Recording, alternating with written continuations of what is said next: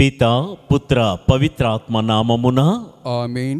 ప్రభువు మీతో ఉందురుగాక. మీ ఆత్మతో నుండునుగాక. ప్రియ సహోదరి సహోదరులారా, దేవుని బిడ్డలారా, మరొక్కసారి తపస్సు కాలం ఆరంభమవుతుంది. ఈ సంవత్సరం తపస్సు కాలం మనందరికీ తెలిసినట్లుగా విభూది బుధవారంతో ఆరంభమయ్యే ఈ తపస్సు కాల మొదటి ప్రసంగం సమయమైంది మిత్రమా అనే ధ్యానాంశంతో ఆరంభిద్దామని నేను భావిస్తూ ఉన్నాను.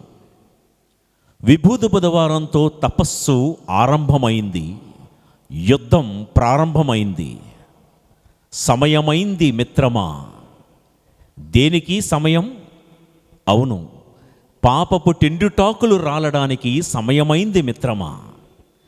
మనలో ఆధ్యాత్మికమైనటువంటి ఉషస్సు ఆరంభమవ్వడానికి సమయమైంది మిత్రమా. పాపపు బురదను కడిగి వేసుకొని ఈ లోకపు మకిలి నుండి విడుదల పొందడానికి సమయమైంది మిత్రమా. అపవిత్రత కలిగినటువంటి ఆలోచనలు, మాట తీరు, నడక, నడవడిక వీటన్నిటికీ స్వస్తి పలికి యేసులా మారాలి అన్న భావం మనలో చిగురించడానికి, తొడుగులు పుట్టడానికి సమయమైంది మిత్రమా. ప్రియులకు దేవుని బిడ్డలారా, విభూది బుధవారంతో సమయమైంది మిత్రమా. సైతాను మీద గెలవడానికి, శారీరక వాంఛల మీద పోరాడడానికి సమయమైంది మిత్రమా. ఈ ధ్యానాంశానికి మూలవాక్యముగా రండి ధ్యానించుకుందాం. న్యాయాధిపతుల గ్రంథం 7వ అధ్యాయం 19వ వచనము. గిద్యోను అతని వెంటనున్న 100 సైనికులు నడిజామున శత్రు శిబిరము దాపునకు వచ్చిరి. అప్పుడే విడిది పట్టున కావలి భటులు వంతులు మార్చుకొని ఉండిరి. గిద్యోను అతని అనుచరులు బాకాలను ఊది కొండలు పగలగొట్టిరి. వాక్యములో మనం విన్నట్లుగా గిద్యోను అతని వెంట ఉన్న 100 అనుచరులు లేదా సైనికులు నడిజామున శత్రు శిబిరమైనటువంటి మిద్యాను గుడారము దగ్గరకు వచ్చిరి అని నేపథ్యాన్ని వివరించే ప్రయత్నం చేస్తాను. ఇజ్రాయేలు ప్రజలను మిద్యానీయులు చుట్టుముట్టారు. మిద్యానీయులు చుట్టుముట్టి ఇజ్రాయేలీయులను ఎప్పుడెప్పుడు పట్టుకొని చంపేద్దామా, ఓడిద్దామని ఎదురు చూస్తున్న ఆ వేళ ప్రాణాలు అరచేతుల్లో పెట్టుకొని బిక్కుమనుకుంటూ మమ్మల్ని విడిపించే నాథుడెవరు? మమ్మల్ని విడిపించడానికి దేవుడు నియమించిన న్యాయాధిపతి అయిన గిద్యోను వస్తాడా, ఎప్పుడెప్పుడు వస్తాడా అని కోటి ఆశలు కళ్ళల్లో నింపుకొని ఎదురు చూస్తున్న ఆ వేళ ఇజ్రాయేలు ప్రజలు ఆశించినట్లుగానే వాక్యములో విన్నాం కదా.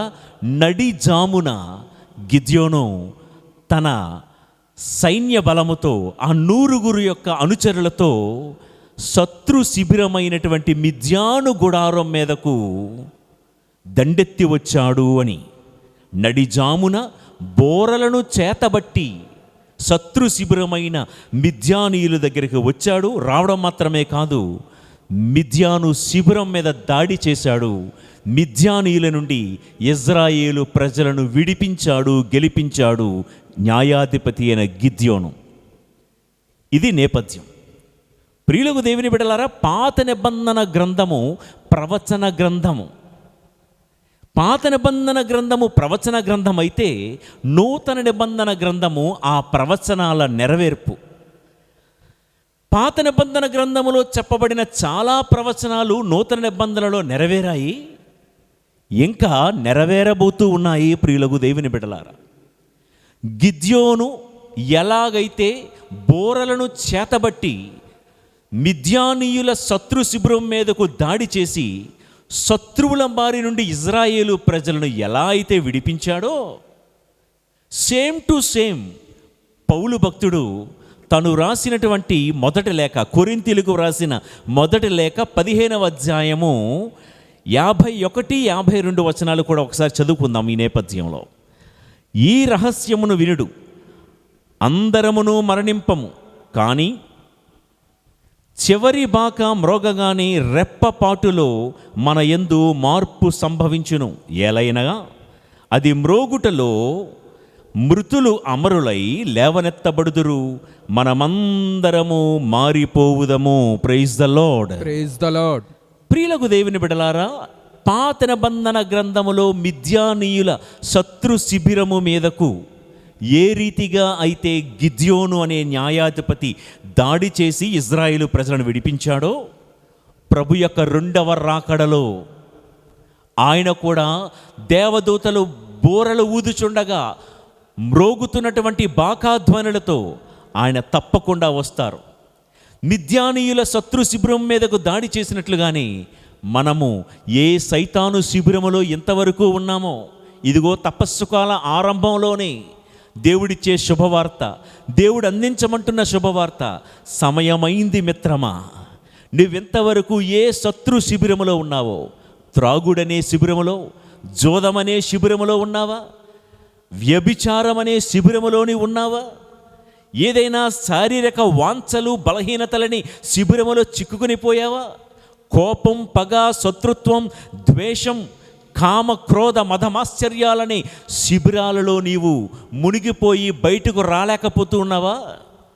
ఇజ్రాయేలు ప్రజలు మమ్మల్ని విడిపించే నాదుడు ఎవరైనా వస్తారా, మమ్మల్ని విడిపించడానికి గిద్యోను ఎప్పుడెప్పుడు వస్తాడా అని ఎదురు చూసిన వారి ఎదురు చూపులు నడిజామున ఫలించాయి. ప్రియులారా, ఆ నడిజాము ఇదిగో ఈ తపస్సు కాలమే. ఈ విభూద బుధవారంతో ప్రారంభమయ్యే ఈ పవిత్రమైన తపస్సు కాలంలో నాడు న్యాయాధిపతి అయిన గిద్యోను శత్రు శిబిరం మీదకు దాడి చేసినట్లుగానే మనము ఏ పాపపు శిబిరములో దాగుకొని ఉండి చిక్కుకొని ఉండి బయటకు రాలేకపోతున్నామో, రానే వస్తాడు ఆయన. బాకాధ్వనులు మ్రోగుచూ ఉండగా ఆయన వచ్చి ఈ తపస్సు కాలములో మన శత్రు శిబిరాల నుండి మనందరిని విడిపించునుగాక. ఆమేన్. మన పాపపు శిబిరాల నుండి దేవదేవుడు మనందరిని తప్పించునుగాక. ఆమేన్. ప్రియులకు దేవుని బిడలారా, ప్రాణం పోక యేసయ్య రాక ఎప్పుడో ఎవరూ చెప్పలేరండి. ప్రాణం పోక తెలీదు. ఇప్పుడు బాగానే ఉన్నాం. గత సంవత్సరపు తపస్సు కాలములో మనతో ఉన్నవారు ఈ నేడు మన మధ్య లేరు. మీ అందరికీ తెలిసిన వాస్తవమే. ఈ సంవత్సరపు తపస్సు కాలంలో ఉన్న మనమందరము వచ్చే ఏడు ఉంటామో లేమో మనకు తెలియదు. మొన్న ఆ మధ్య వార్తాపత్రికలు మనం వింటున్నప్పుడు, చదువుతున్నప్పుడు, వర్షం పడుతుంది కదా అని చెప్పి బ్రిడ్జి కింద నిలబడిన ఆ అమ్మాయి మీద ఉన్నట్టుండి బ్రిడ్జి యొక్క రూఫ్ కూలిపోయి ఆమె నెత్తి మీద పడితే అక్కడికక్కడే ఆ పిల్ల మరణించిందంట. మొన్నటికి మొన్న వైనాడు అనేటువంటి ఆ ప్రాంతంలో, కేరళ రాష్ట్రంలో, అక్కడ ల్యాండ్ స్లైడింగ్ జరిగి ఆ వరదలకు ఇదిగో తెల్లారితే డ్యూటీకి వెళ్తాము, తెల్లారితే మన ఇంట్లో కళ్యాణ గంటలు మ్రోగుతాయి అని అనుకుంటున్న ఆ కుటుంబం మీదకు వరద ముప్పు వచ్చి కుటుంబాన్ని నేలమట్టం చేసినటువంటి సందర్భాలు, సంఘటనలు కూడా మనం ఆలకించాం. పరీక్ష రాయడానికి వెళ్తున్నటువంటి అమ్మాయిని ఆ తండ్రి వెనకాతల బండి మీద ఎక్కించుకొని తీసుకుని వెళ్తూ ఉంటే వరద ముంపు వచ్చి ఎంతో భవిష్యత్తు ఉన్నటువంటి ఆ అమ్మాయిని ఆ వరద తీసుకుని వెళ్ళిపోయింది. ప్రాణం పోక యేసయ్య రాక మనలో ఎవరము ఊహించలేము. ప్రియులకు దేవుని బిడలారా, రావడం మాత్రం తథ్యం. ప్రియులారా, మన కళ్ళ ముందే మరణిస్తున్నటువంటి వాళ్ళు, మరణించినటువంటి మన తండ్రి ఎలా మరణించారో టైం వచ్చినప్పుడు మనం కూడా అలానే మరణిస్తాం. మరణించినటువంటి మన బంధువులు ఎలా మరణించారో మనము అలానే మరణిస్తాం. మరణం అనేది ఎంత తథ్యమో ప్రభువు రాకడ కూడా అంతే తథ్యం. కానీ ఎప్పుడు వస్తారు అన్నది ఎవరికీ తెలియదు. ప్రభువే అన్నారు, తండ్రికి తప్ప కుమారుడునైన నాకు కూడా ఆ సందర్భం తెలియదు అని. అయితే విందాం, మత్తయి శుభవార్త 24వ అధ్యాయం 40 నుండి 44 వచనాల్లో ప్రభువు చెప్పినటువంటి మాట ఏంటంటే, ఆ సమయమున, ఏ సమయమున? ఆ జాము వచ్చే రోజు ప్రభువు శత్రు శిబిరం మీద పడి మిమ్మల్ని విడిపించే ఆ రెండవ రాకడ వచ్చే సమయమున ఇరువురు పొలములో పని చేయుచుండా ఒకరు కొనిపోబడుదురు, మరి ఒకడు విడిచిపెట్టబడును. ఇద్దరు స్త్రీలు తిరుగులు త్రిప్పుచుండగా ఒకతే కొనిపోబడును, మరి ఒకతే విడిచిపెట్టబడును.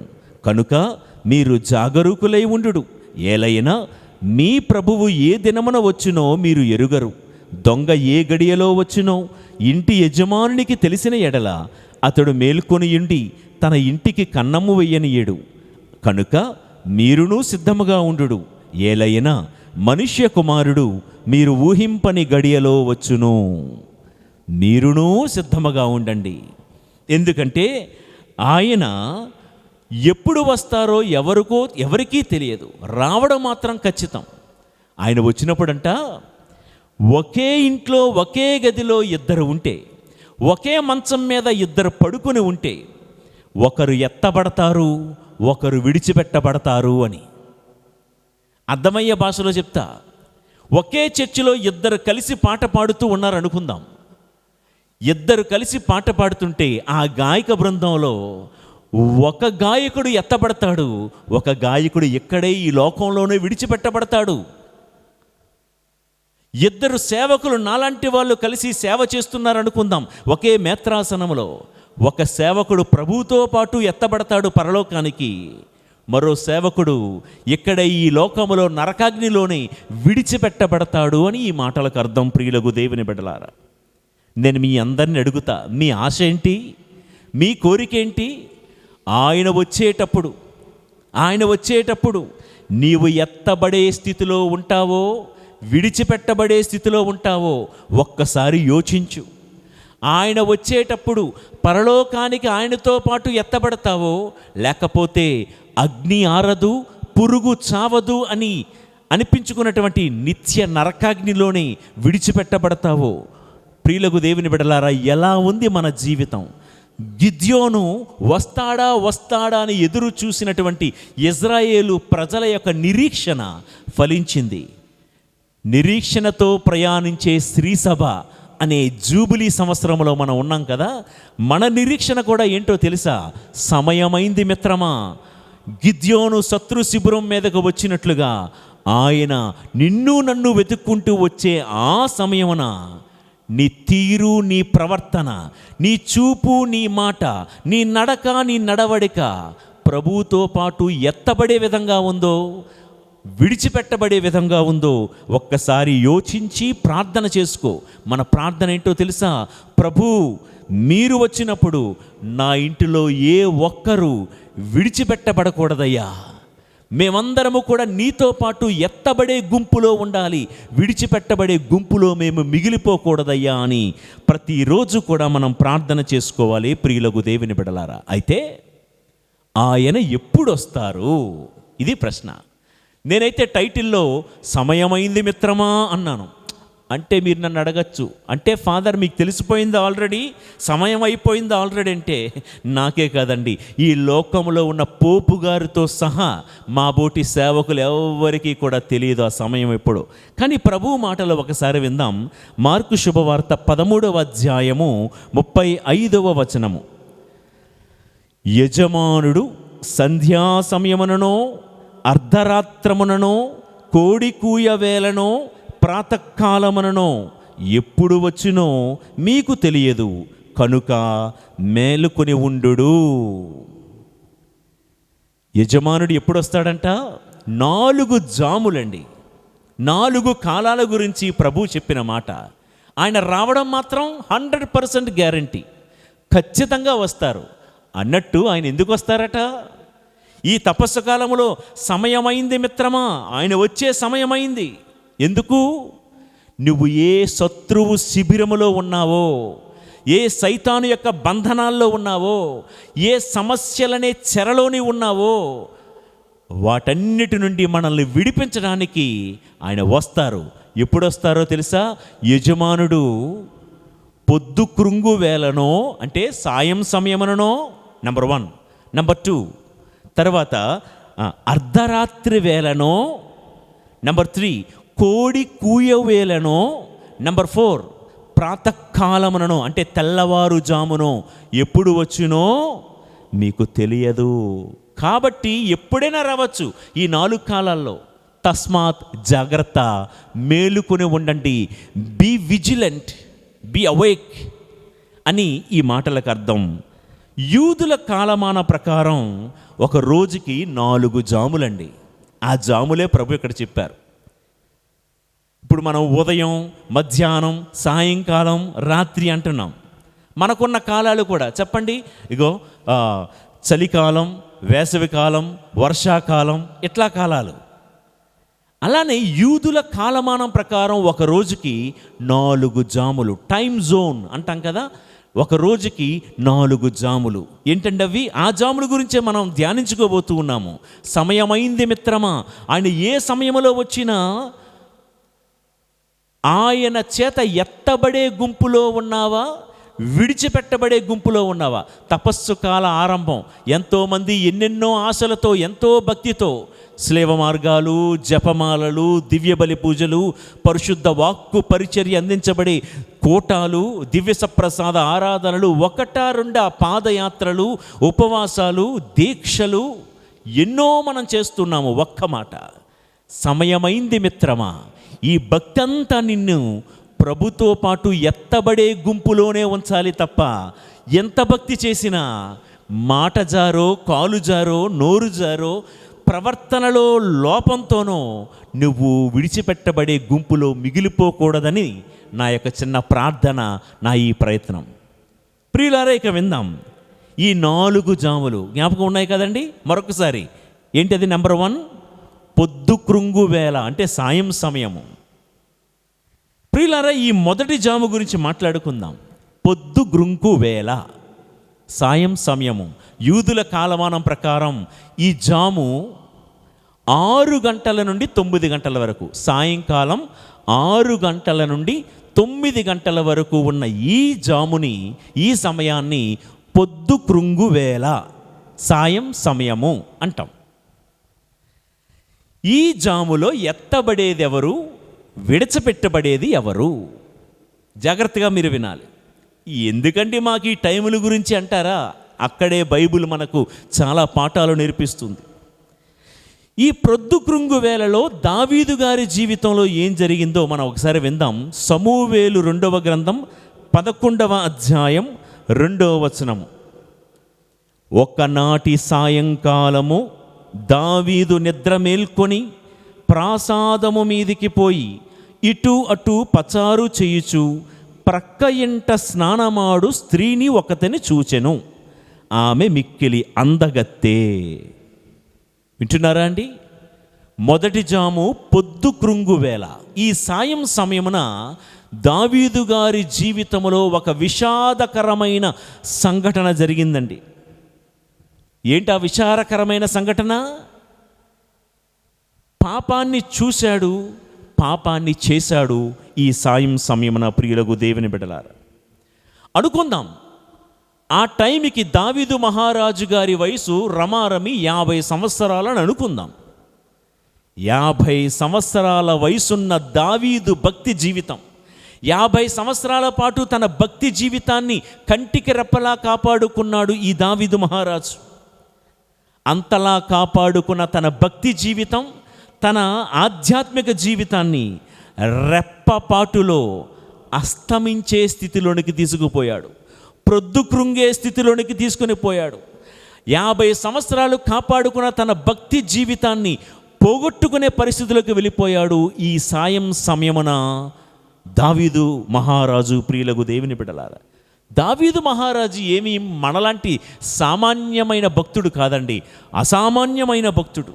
రోజుకు 7 సార్లు దేవుణ్ణి స్తుతించి, 3 సార్లు దేవుణ్ణి ప్రార్థించి, 10 సార్లు దేవుడి మందిరములో సమయాన్ని గడిపిన వాడు, రేయింబవళ్ళు ధర్మశాస్త్రాన్ని భక్తితో పారాయణము చేసినటువంటి మహాభక్తుడు, మహాపునీతుడు ఈ దావీదు మహారాజండి. దేవుడు ఏమన్నాడంటే ఈ దావీదును చూసి, దావీదు నాకు అత్యంత ప్రియుడు, నా నమ్మకస్తుడు అని దేవుడి చేత కితాబు అందుకున్నటువంటి ఈ దావీదు గుండెలు పిండే విషయం ఏంటో తెలుసా? 50 సంవత్సరాలు ఎంత పగడ్బందీగా, ఎంతలా కాపాడుకున్నటువంటి తన భక్తి జీవితాన్ని ఓ సాయం సమయం, ఓ సాయం సమయం, ఓ ప్రొద్దు కృంగు వేళ పతనమైపోయింది ప్రియులకు దేవుని బిడ్డలారా. మొదటి జాము సాయం సమయము నీ జీవితంలో కూడా అలాంటి ప్రొద్దు కృంగు వేళ ఉందా? ఈ తపస్సు కాలంలో సమయమైంది మిత్రమా. నీ జీవితంలో సాయం సమయము తొంగి చూస్తుందేమో. ప్రొద్దు కృంగే వేళ దావీదు జీవితంలో తొంగి చూసినట్లుగా మీ జీవితంలో, నా జీవితంలో ఒకవేళ ఇటువంటి సాయంకాలపు అనుభవాలు ఉన్నాయేమో. నో డౌట్ మనము కూడా దావీదులాగా 30, 40, 50, 70 సంవత్సరాలు కాపాడుకున్నాం మన భక్తి జీవితాన్ని. కానీ ఒక్క ప్రొద్దు కృంగు వేళలో తన భక్తి జీవితాన్ని అస్తమించేలా చేసుకున్నాడు, పోగొట్టుకున్నాడు. అందుకనే పౌలు గారు కొరింథీయులకు వ్రాసిన మొదటి లేఖ 10వ అధ్యాయము 12వ వచనంలో ఇలా అంటున్నారు: తాను చక్కగా నిలబడితేనని భావించు వ్యక్తి పడిపోకుండునట్లు జాగ్రత్తగా ఉండవలెను, జాగ్రత్తగా ఉండవలెను. ప్రియులకు దేవుని బిడ్డలారా, ఈ మాటకు అర్థం ఏంటంటే మన భక్తి విశ్వాస జీవితంలో, మన సేవా జీవితంలో ఎంతవరకు భక్తిగానే నువ్వు నిలబడి ఉన్నావేమో, సేవా జీవితంలో ఎంతవరకు 100% దేవుడి కోసం ఖచ్చితంగా నిలబడే సేవకుడిగా సేవ చేస్తూనే బ్రతికావేమో. ఆత్మీయ జీవితంలో నిలకడగా స్థిరంగా భక్తిలో సాగిపోతూ ఉండొచ్చు. కానీ ఒక్క మాట చెప్తాను, అతిశయపడవద్దు, గర్వం నీ దరిదాపులకు రానివ్వద్దు. ప్రతిరోజు దేవుని ఇలా ప్రార్థించు, ప్రభు నేను దావీదులాగా జారిపోకుండా, పడిపోకుండా, ప్రొద్దు కృంగు వేళ నేను కూడా నా భక్తిని పోగొట్టుకోకుండా, నా జీవితంలో కూడా దావీదు జీవితంలో వచ్చినటువంటి ఆ ప్రొద్దు కృంగు వేళ, ఆ పరిస్థితి వచ్చినట్లుగా నా లైఫ్లో ఆ స్థితి, ఆ పరిస్థితి రాకూడదు ప్రభువా అని మనం దినమెల్లా ప్రార్థన చేసుకుంటూ ఉండాలి. ప్రియులకు దేవుని బిడ్డలారా, నేను మిమ్మల్ని అడుగుతా, దావీదు ఎంత భక్తుడు కదా. రేయింబవళ్ళు బైబిల్ని అట్నుంచి ఇటు, ఇటు నుంచి అటు తిరగేసేవాడు కదా. దేవాలయ నిర్మాణానికి అధిక మొత్తములో ధన సహాయం చేసినవాడు కదా. ఒకవేళ ఇలాంటి పొద్దు కృంగే వేళలో దావీదు పాపము చేసినటువంటి ఆ సాయం సమయమున ఒకవేళ ప్రభువు గనక వచ్చినట్లయితే దావీదు ఎత్తబడే గుంపులో ఉంటాడా, విడిచిపెట్టబడే గుంపులో ఉంటాడా? దావీదు దగ్గరికి వచ్చి, దావీదు సమయమైంది, ఈ సాయంకాలమే నీకు తీర్పు తీర్చాలి. ఆ సాయం సమయమున దావీదు దగ్గరికి వస్తే దావీదు భక్తుడే కావచ్చు, రోజుకు 10 సార్లు దేవుడి మందిరంలో ప్రార్థన చేసే నీతిమంతుడై ఉండవచ్చు, బైబిల్ గ్రంథాన్ని పారాయణం చేసిన వాడై ఉండొచ్చు, మందిర నిర్మాణానికి అధిక మొత్తంలో ధన సహాయం, బంగారు సహాయం చేసిన వాడే అయి ఉండొచ్చు. కానీ ఆ సమయంలో ప్రభువు గనక వచ్చినట్లయితే, దావీదు నీవు నాకు ప్రియుడివే కావచ్చు, ఇష్టుడివే కావచ్చు, నమ్మకస్తుడివే కావచ్చు, 50 ఏళ్ళు కాపాడుకున్న నీ భక్తిని ఈ సాయం సమయంన తాకట్టు పెట్టావయ్యా, ఒక పాపానికి నిన్ను నేను విడిచిపెడతాను అని దేవుడు అని ఉండేవాడు. ప్రియులకు దేవుని బిడ్డలారా, అందుకని సామెతల గ్రంథం 7వ అధ్యాయము 6, 9 వచనాలు చదివి వినిపిస్తాను చూడండి. నేను మా ఇంటి గవాక్షము నుండి వీధి వైపు పారజోడగా అచ్చట లోక జ్ఞానము లేని యువకులు అనేకులు కనిపించిరి. వారిలో ఒకనికి బుద్ధి ఇసుమంతయునూ లేదు. అతడు వీధి వెంట పోవచ్చు ఆ మలుపున వసించు ఒకానొక వనిత ఇంటి దగ్గరికి వచ్చెను. అది సందెవేళ, రేయి చెమ్మ చీకట్లు క్రమ్మినవి. ప్రియులకు దేవుని బిడ్డలారా, ఇక్కడ సామెతల గ్రంథంలో చదవబడినటువంటి ఒక యువకుడు ఏ వేళ? సంధ్యవేళ, అంటే సాయం సమయము, పొద్దు కృంగే వేళ. బైబిల్ గ్రంథంలో ఒక యువకుడు గురించి ఏం చెప్పబడిందో తెలుసా? వీడంట, ఆ యువకుడు సాయం సమయం అంటే ఈవినింగ్ అవ్వగానే ఇంట్లోకి వచ్చి చక్కగా స్నానం చేసుకొని, పౌడర్లు అవి కొట్టుకొని, సెంట్ అది రాసుకొని, మంచిగా డ్రెస్అప్ అయిపోయి, టిక్ టాప్గా స్టైల్గా తయారైపోయి వేటకు బయలుదేరాడంట ఈ కుర్రోడు. నేను చెప్పే మాట కాదు, బైబిల్లో ఉన్న మాటే. ఏ వేటకి? అందంగా తయారైపోయి ఒక బండి, స్టైలిష్ బండిని తీసుకొని ఇంకా అవన్నీ నేను చెప్పలేను, రకరకాలుగా విచిత్రమైన వేషధారణలతో రోడ్ల మీదకి వెళ్ళిపోయి, ఒకడేమో షాపింగ్ మాల్స్కి వెళ్ళిపోయాడు, ఇంకొకడేమో బీచ్లకు వెళ్ళిపోయాడు, ఇంకొకడు పార్కులకు వెళ్ళిపోయాడు, ఇంకొకడు వీధి మలుపుల్లో నిలుచుండి వీళ్ళు చేస్తున్న ఘనకార్యాలు ఏంటంట, అటుగా పోతున్న స్త్రీల మీద కామెంట్లు చేయడం, డబల్ మీనింగ్ జోకులు వేయడం, బూతు మాటలు మాట్లాడుకోవడం, ఆ స్త్రీల యొక్క అంద ప్రదర్శనలు చూసి వీళ్ళు మాట్లాడుకుంటూ వేళాకోళమాడడం, వెటకారమాడడం, ఇవన్నీ కూడా చేస్తూ ఉన్నారంట. ఆ సంధ్య వేళ ఆ యువకుల ఆత్మీయ జీవితం జారిపోయే పరిస్థితి అని సామెతల గ్రంథంలో రాయబడి ఉంది. ప్రియులకు దేవుని బిడ్డలారా, బైబిల్లో ఉన్న ఆ యువకుడు యొక్క సంగతి పక్కన పెడదాం. ఒకవేళ వాక్యం వింటున్న మీ ఇంటిలో ఎవరైనా సాయం సమయం అయ్యేసరికి పనున్నా పని లేకపోయినా బయటికి వెళ్ళిపోయి షికారులు చేసుకొని లోకంలో కనబడే అశ్లీలమైన దృశ్యాలన్నీ చూసుకొని ఇంటికి మోసుకొస్తున్నారేమో, అతడి ద్వారా లేకపోతే ఆమె ద్వారా నీ ఇంటికి సంధ్యవేళ రాకుండా చూసుకో. సమయమైంది మిత్రమా. సమయం అవ్వగానే షాపింగ్ మాల్స్కని వెళ్ళి, లేకపోతే బీచ్లకని వెళ్ళి, సినిమాలకని వెళ్ళి ఏ చెడు మాటలు విని ఆ చెడును నీ ఇంటి గడపలోనికి తీసుకొస్తున్నారో జ్ఞాపకం చేసుకో. సమయమైంది మిత్రమా. ఇటువంటి సంధ్యవేళ మనలో ఉంటే కరెక్ట్ చేసుకుందాం. ఈ తపస్సు కాలంలో, తపస్సు కాలం అనేది ఒక పొద్దు కృంగే వేళ. సమయమైంది మిత్రమా. దావీదు లాంటి ఇటువంటి భక్తి జారిపోయే స్థితి నీలో ఉంటే సరిచేసుకో. దావీదు గారు ఉన్న ఒక మంచి అలవాటు, ఒక మంచి పద్ధతి చూడండి. కీర్తనల గ్రంథం 141వ కీర్తన 2వ వచనము.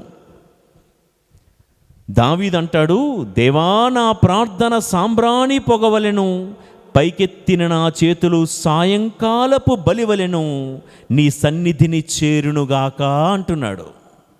అంటే దావీదుకున్న మంచి అలవాటు, మంచి పద్ధతి ఏంటంట, ప్రతి సాయంకాలం చేతులెత్తి దేవుడి సన్నిధిలో ప్రార్థన చేసేవాడు. ప్రతి సాయంకాలం దేవునికి సాంబ్రాణి ధూపం వేసే మంచి అలవాటు, మంచి పద్ధతి కలిగినటువంటి వాడు దావీదు. చెప్పాను కదా, సుమారు 50 సంవత్సరాల పాటు ఈ పద్ధతి ఇలానే కాపాడుకున్నాడు దావీదు.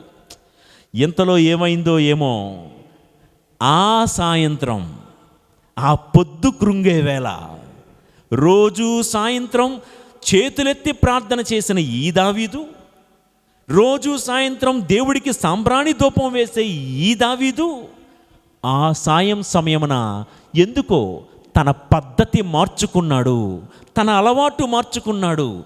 ఆ సమయం మాత్రం ప్రార్థన చేయకుండా, చేతులెత్తకుండా, సాంబ్రాణి ధూపం వేయకుండా మిద్దెనెక్కాడు.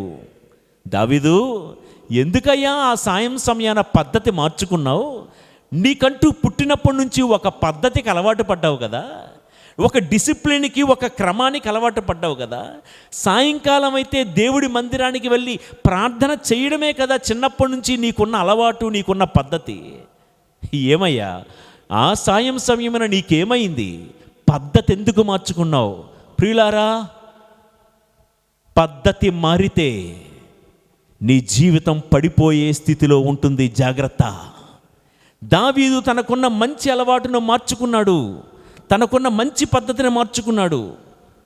మన జీవితంలో కూడా ఒక మంచి పద్ధతి ఒక్కసారి నియమించుకున్నాక, ఒక మంచి అలవాటు ఒకసారి మన తల్లిదండ్రులు మనకు నేర్పించుకున్నాక, ఆ క్రమాన్ని ఏనాడు పాడు చేసుకోవద్దు, ఆ పద్ధతిని ఏ రోజు కూడా మార్చుకోవద్దు.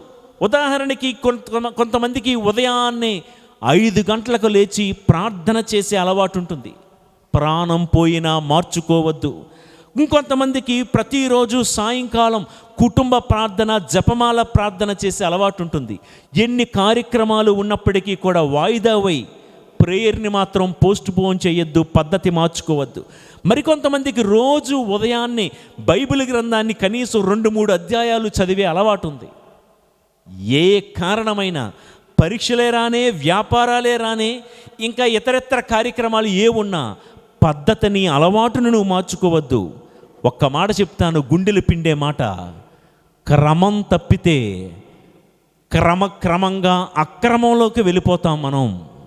క్రమం తప్పితే అక్రమంలోకి జారిపోయే ప్రమాదం ఉంది ప్రియులకు దేవుని బిడ్డలారా. అందుకే పౌలు భక్తుడు ఎంత చక్కగా అన్నాడంటే, ఒక క్రీడాకారుడు ఒక నియమం ప్రకారం, పద్ధతి ప్రకారం ఆడితేనే పందెంలో గెలుస్తాడు. అవును ప్రియులకు దేవుని బిడ్డలారా, పద్ధతి చెడిన చోట జారిపోయే పరిస్థితిలో మనం ఉంటాం. నీకు ఒక అలవాటు ఉండేది కదా చిన్నప్పుడు, ప్రతి ఆదివారం టైంకి ముందే దేవాలయానికి దైవారాధనకు ఉండేవాడివి. పెరుగుతున్న కొలది, వ్యాపారాలు పెరుగుతున్న కొలది, ధనం పెరుగుతున్న కొలది, చదువులు పెరుగుతున్న కొలది, వయస్సు పెరుగుతున్న కొలది, నీ పద్ధతిలో ఒకవేళ ఎప్పుడైనా ఏదైనా తేడా వచ్చిందేమో. పాకల్లో ఉన్నప్పుడు నీ భక్తి ఎలా ఉంది, కోటల్లోకి వచ్చిన తర్వాత నీ భక్తి క్రమం ఏమైనా మారిపోయిందేమో. ఒక్కసారి పరిశీలన చేసుకో మిత్రమా. సమయమైంది మిత్రమా. యజమానుడు సంధ్యవేళనే వచ్చే సమయము. చెప్తున్నాను కదా, దావీదుకు సాయం సమయమున ఉన్న మంచి అలవాటు మార్చుకున్నాడు. సాయం సమయమున దేవుడి మందిరములో చేతులెత్తి ప్రార్థన చేయాల్సిన వాడు మిద్దెనెక్కే అలవాటు, కొత్త అలవాటు నేర్చుకున్నాడు. ప్రియులారా, నేను ఈ మాట అంటే మీరు బాధపడకండి. మీ ఇళ్లల్లో కొత్త అలవాట్లు ఏమైనా నేర్చుకుంటున్నారా? మీ పిల్లలు కొత్త కొత్త పద్ధతులు ఏవైనా నేర్చుకుని వాటికి అలవాటు పడుతున్నారా? జాగ్రత్త సుమి. పద్ధతి మారితే, క్రమం మారితే అక్రమంలోకి జారిపోయే ప్రమాదం ఉంది. దావీదు మహారాజు తప్పాడు, పడిపోయాడు. ప్రియులకు దేవుని బిడ్డలారా, దావీదుకే తప్పలేదు క్రమం తప్పితే పడిపోవడం. మన ఇంటిలో మనం క్రమం తప్పిపోతే పడిపోయే ప్రమాదం ఉంది. దేవుడు నిన్ను చూడవస్తారు. క్రమం తప్పి పడిపోయిన దావీదును చూడడానికి వచ్చిన దేవుడు పడిపోయిన మనల్ని కూడా చూడవస్తారు. ఆ సాయం సమయంన అలాంటి పరిస్థితి మన జీవితంలో ఉన్నప్పుడు ప్రభువు వస్తే నేను మిమ్మల్ని అడుగుతా, ఎత్తబడే గుంపులో ఉంటావా, విడిచిపెట్టబడే గుంపులో ఉంటావా? ఈ తపస్సు కాలంలో ఇదే, ప్రభువా నీవు ఎప్పుడు వస్తావో నాకు తెలియదు, సమయమైంది మిత్రమా, ప్రతి క్షణం నాకు ఇంపార్టెంట్. ఎప్పుడు కూడా మనం జారిపోకూడదు పాపములో ప్రియులకు దేవుని బిడ్డ. ఇది దావీదు గారు ఒక సంధ్య వేళ సాయం సమయమున ఎలా పడిపోయారో మనం విన్నామండి. ఎంతవరకు ఎంత విడమరిచి వివరిస్తేనే కానీ నేను ఈ సబ్జెక్టుకి న్యాయం చేయలేను. అందుకని సమయం కొంచెం ఎక్కువ అవుతున్నా శ్రమను అనుకోకుండా దేవుడి మీద ఉన్న ప్రేమతో, మీరంటే ఇష్టంతో ఈ యొక్క ప్రయత్నం చేస్తున్నాను. గమనించండి ప్రియులకు దేవుని బిడ్డలారా. ఇంతవరకు దావీదు గారి జీవితంలో సంధ్యవేళ సాయం సమయం ఏం జరిగిందో విన్నాం. ఇప్పుడు యాకోబు గారి జీవితంలో సాయం సమయం ఏమైందో చూద్దామా? ఆదికాండం 28వ అధ్యాయం 11-12 వచనాలు. అతడు అంటే యాకోబు ఒకానొక చోటికి వచ్చి ప్రొద్దుగూకుటచే అక్కడ ఆగిపోయెను. అచ్చట ఉన్న రాతిని తలదిండుగా చేసుకొని నిద్రపోవుటకు నడుము వాల్చెను. అతనికి ఒక కల వచ్చెను. ఆ కలలో ఒక నిచ్చెనను చూచెను. ఆ నిచ్చెన మొదలు నేలను తాకుచుండెను, దాని చివర ఆకాశమును అంటుచుండెను. దేవదూతలు నిచ్చెన మీదుగా ఎక్కుచూ దిగుచూ ఉండిరి. యాకోబు గారి జీవితంలో కూడా ఒక సాయం సమయము. యాకోబు తన తండ్రి ఇంటి నుండి అంటే బెర్షేబా నుండి హారాను వైపు వెళ్తున్న మార్గమధ్యములో సాయం సమయం అయిపోయిందండి. ఆల్మోస్ట్ సూర్యుడు అస్తమించేశాడు, చీకట పడుతూ ఉంది. యాకోబు ఏం చేశాడో తెలుసా? సాయం సమయము అవ్వగానే యాకోబు ఒక్కడే మిగిలిపోయాడు. యాకోబు ఒంటరిగా మిగిలిపోయాడు. ఆ ఒంటరి వేళ, ఆ సాయం సమయమున నేనొక్కడే మిగిలిపోయాను అని అనుకుంటున్న వేళ యాకోబు భక్తుడు చేసిన గొప్ప కార్యం ఏంటో తెలుసా? చుట్టూ చూశాడు. తనకంటూ తోడెవ్వరూ కనిపించలేదు. ఏ వ్యక్తి కూడా పలకరించేవాడు లేడు, మాట్లాడేవాడు లేడు, ఆదరించేవాడు లేడు యాకోబుకి. చుట్టూ చూసిన యాకోబు ఏం చేశాడంటే, అక్కడే ఉన్న ఒక రాయిని, ఒక బండను తీసుకొని ఆ బండనే తలదిండుగా చేసుకొని నిద్రపోయాడు. విన్నాం. ఆ నిద్రలో వచ్చిన ఒక కళ ఏంటట? ఆ కళ పరలోకానికి భూలోకానికి పెద్ద నిచ్చెన. ఆ నిచ్చెన మీద పరలోక దేవదూతలు ఎక్కుతూ దిగుతూ ఆరోహణమై అవరోహణమైతూ ఉన్నారు. ఇందులో ఏముందండి చెప్పుకోవడానికి అంటే, సాయం సమయమున ఏం జరిగిందో తెలుసా? యాకోబు తన ప్రయాణంలో ఒంటరి వాడైపోయినట్లు భావించాడు. ఒక్కడే మిగిలిపోయాడు. అంతవరకు ప్రయాణంలో తోడుగా ఉన్నవారు యాకోబుకి ఎవరు కనబడలేదు. నా ప్రియ దేవుని బిడ్డలారా, మన జీవిత ప్రయాణంలో ఈరోజు తోడుగా ఉంటారు అని అనుకున్న వాళ్ళు రేపు ఉండకపోవచ్చు. నిన్నటి వరకు తోడుగా ఉన్నవాళ్ళు ఈరోజు మనతో లేరు కదండి చాలామంది.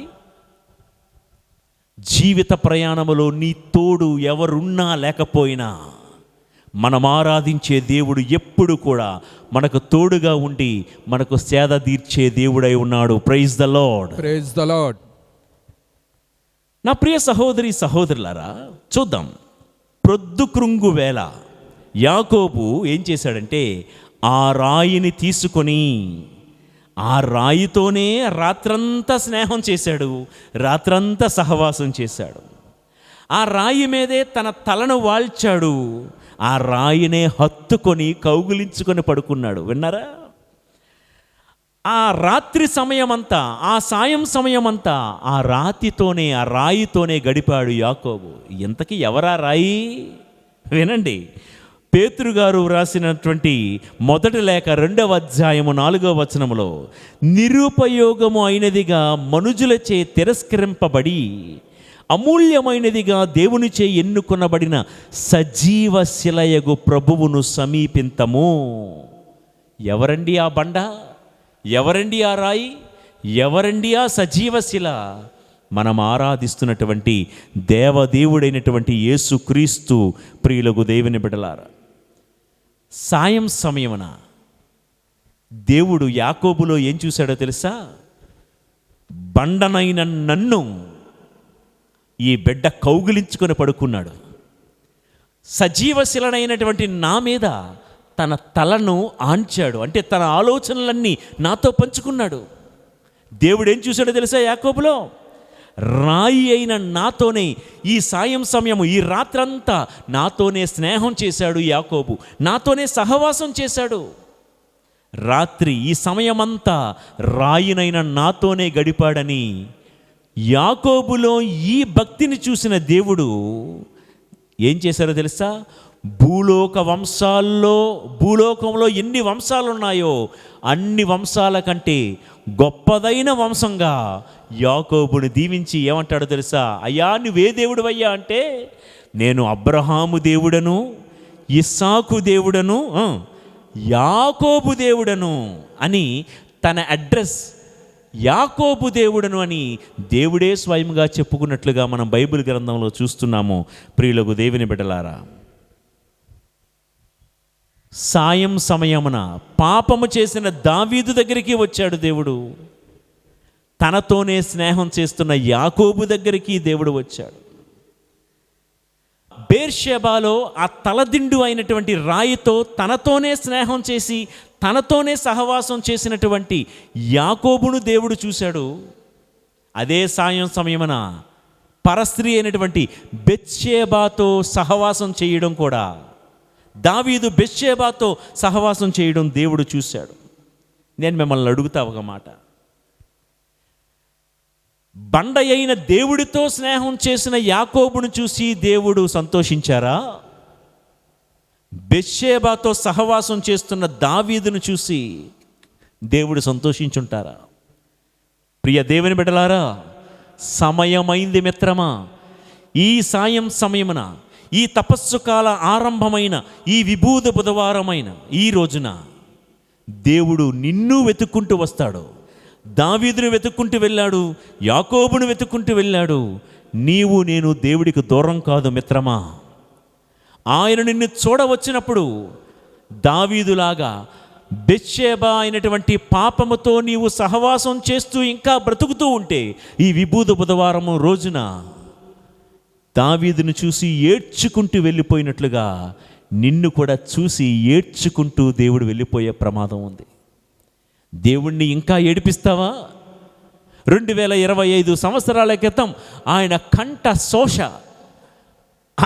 ఆయన బాధ గద్గద స్వరంతో, ఇదిగో నాకు దాహమగుచున్నది అని ఆయన పెట్టిన ఆ పొలి కేక మనలో ఇంకా స్పందన కలిగించకపోతే, ప్రియులకు దేవుని బిడలారా, దావీదును చూసి ఏడ్చాడు దేవుడు. యాకోబును చూసి పరలోక వాకిలి విప్పి ఆశీర్వాదాలు కుమ్మరించాడు దేవుడు. సమయమైంది మిత్రమా, ఈ సంధ్యవేళ, ఈ తపస్సు కాలములో దేవుణ్ణి ఏడ్పించే దావీదులాగా ఉంటావా? యాకోబులాగా దేవుడితో ఈ ప్రత్యేకంగా ఈ తపస్సు కాలమంతా స్నేహం చేస్తూ, సహవాసం చేస్తూ, ఆయన అడుగులో అడుగు వేస్తూ, ఆయన వెనకాతల సిలువ మార్గములో నీ సిలువను కూడా పట్టుకొని నిన్ను నీవు త్యజించుకొని నలుగగొట్టుకొని యాకోబు దేవుడితో సహవాసం చేసినట్లుగా సహవాసం చేస్తావా?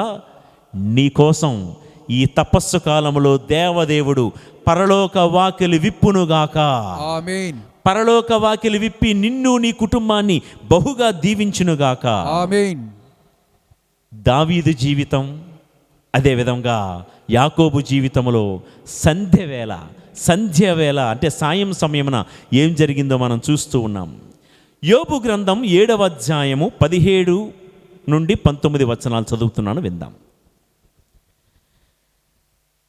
నీవు ఎంతగా పట్టించుకున్నటకు, ఎంతగా పరిశీలించి చూచుటకు నరుడు ఏపాటివాడు? అతని బండారమెంత? నీవు ప్రతిదినము అతనిని పరీక్షించి చూడవలయునా? ప్రతి క్షణము అతనిని పరిశీలించి చూడవలయునా? నీ నేత్రములు నా నుండి ప్రక్కకు త్రెప్పవా? కనీసము గొటక వెయ్యునంత కాలమైన నన్ను విడిచిపెట్టవా? చూడండి, భక్తుడైన యోబు అంటున్న ఈ మాటలు. ప్రభువా, ప్రతి క్షణం అనుక్షణం నన్నే ఎందుకు పరిశీలిస్తున్నావు? కొంచెం గ్యాప్ తీసుకోవచ్చు కదా, కొంచెం కునుకయ్యచ్చు కదా. అరే, కనీసం నన్ను గొట్టక వెయ్యునంత కాలమైనా నన్ను విడిచిపెట్టవా అంటే దేవుడు అంటున్నాడు, నేను నిన్ను విడిచిపెట్టాను. 139వ కీర్తనలో మనం వింటాం కదా, దావీదు అంటాడు, నేను కూర్చోవడం, నేను నిలబడ్డం, నేను అటు తిరగడం, ఇటు తిరగడం, నా నోట మాట రాక మునిపే నేను ఏం మాట్లాడుతానో అన్నీ ఎరిగిన వాడవి. ప్రభువు, నీ నుండి నేను ఎక్కడికి తప్పించుకోగలనయ్యా? గగనమునకు ఎక్కిపోయినచో అక్కడ ఉన్నావు, పాతాళ లోకంలోకి వెళ్ళిపోయినా అక్కడ ఉన్నావు, సముద్ర గర్భమున నేను దాక్కున్నచో అక్కడ నువ్వు ఉన్నావు. నీ నుండి నేను ఎక్కడ తప్పించుకోగలనయ్యా? Where can I flee from your presence O Lord అంటాడు దావీదు మహారాజు. ప్రియులకు దేవుని బిడ్డలారా, ప్రతి క్షణం దేవుడు ఇప్పుడు నిన్ను కంట కనబెడుతున్నాడు, మరుక్షణం నిన్ను చూడడలే అని అనుకోవడానికి లేదు. యోబు భక్తుడు అంటున్నాడు, ప్రతి క్షణం ప్రతి కాలములో, ఒక సంధ్యవేళే కాదు, అర్ధరాత్రి, వేకువజామున, తెల్లవారుజామున కూడా మనల్ని కనిపెట్టే దేవుడు. ఒకవేళ దేవుడు నిన్ను దర్శింపవచ్చినప్పుడు నువ్వు దావీదులాగా పాపం చేస్తూ బ్రతికిస్తే, నా మాట వినండి, దేవుడు నీ ఇంటికి దర్శించడానికి వచ్చినప్పుడు ఒకవేళ నీ ఇంట్లో కయ్యాలు, కేకలు, తగాదాలు వినిపిస్తుంటే దావీదును చూసి ఏడ్చినట్లుగా నీ ఇంటిని కూడా చూసి దేవుడు ఏడుస్తాడమ్మా. ఒకవేళ నీ నోట గాలి వార్తలు, పుకార్లు, నిందలు, విమర్శలు, ఇతరుల యొక్క పరువుని చెడగొట్టే విధంగా ఇతర జీవితాల్లోనికి తొంగి చూసే అనుభవాలు నీలో ఉన్నాయా? చూడండి, మనలో కూడా ఒక దావీదు ఉంటాడు. దావీదు ఏం చేశాడు? సంధ్యవేళ మిద్దెనెక్కి పక్క ఇంట్లోకి తొంగి చూశాడు. ఇదే పాపం. ఈ రోజుల్లో ఎవరి ప్రైవసీ, ఎవరి వ్యవహారాలు, ఎవరి ఇంటి గుట్టు వాళ్ళకు ఉంటుంది. మనలో చాలామందికి ఉన్నటువంటి ఒక హేయమైన నీచ బుద్ధి ఏంటో తెలుసా? దావీదు చేస్తున్న పాపమే. తన మిద్దెనెక్కి తన ఇల్లు చూసుకోకుండా పక్కింట్లోకి తొంగి చూశాడు, పాపంలో పడిపోయాడు. ఈ అలవాటు చాలామందిలో ఉంది కదా. పక్కింట్లో ఆ అమ్మాయి ఎప్పుడు బయటికి వెళ్తుంది, ఎప్పుడు వస్తుంది, ఆ అబ్బాయి ఎవరితో వస్తున్నాడు, ఎవరితో వస్తున్నాడు, పక్కింట్లో ఏం జరుగుతుంది, పక్కింటోళ్ళు ఎవరితో మాట్లాడుతున్నారు, పక్కింటోళ్ళు ఏం కొనుక్కుంటున్నారు, పక్కింటి ఆవిడ ఏ చీర కట్టుకొని వెళ్తూ ఉంది, పక్కింట్లోకి వాళ్ళు గుమ్మాల్లోకి ఎవరు వెళ్తున్నారు, గుమ్మాల్లో నుంచి ఎవరు బయటకు వస్తున్నారు. దావీదు పాపం అండి ఇది. దావీదు చేసిన పాపం. తన మిద్దెనెక్కి సాయం సమయమున తన చేతులు పైకెత్తి తన దేవుణ్ణి ఆరాధించాల్సిన దావీదు తన పని తాను చూసుకోకుండా పక్కకు చూశాడు. పక్క ఇంట్లో ఏం జరుగుతుందో చూశాడు. ఏమయ్యాడో వింటున్నారు కదా. విని కూడా ఇంకా మార్చుకోకపోతే నిన్ను రక్షించే నాథుడు ఎవరమ్మా? ప్రియులకు దేవుని బిడ్డలారా, దేవుడు దర్శించడానికి వచ్చేటప్పుడు నీ ఇంటిలో గాలి వార్తలు ఇంకా వినబడితే, నీ ఇంటి నుండి కయ్యాలు తగాదాలు వినబడుతూ ఉంటే, నీ ఇంటిలో గొసగొసలు మొసలమ్మ ముచ్చట్లు వినబడుతూ ఉంటే, నీ ఇంటిలో ఇంకా ఏ టీవీలో అశ్లీల కార్యక్రమాలు చూసుకుంటూనో, సెల్ ఫోన్లో పోర్నోగ్రఫీ చూసుకుంటూనో, ప్రియులకు దేవుని బిడ్డలారా, నీ ఇంట్లో ఇంకా త్రాగుడో జూదమో వ్యభిచారమో జరుగుతూ ఉంటే, దావీదును చూసి దుఃఖపడిన దేవుడు నిన్ను నీ ఇంటిని చూసి దుఃఖపడి పరలోక వాకిలి విప్పి నిన్ను దీవిద్దామని వచ్చిన దేవుడు నిన్ను దీవించకుండానే వెళ్ళిపోతాడు. ప్రియులకు దేవుని బిడ్డలారా, సమయమైంది మిత్రమా, సమయమైంది. Lent is not just a season. Seasons will come and go. కాలాలు, ఇటువంటి పవిత్రమైన కాలాలు వస్తాయి. ఒక 40 రోజులు అలా కూర్చుంటే ఈ కాలం కూడా అయిపోద్దండి.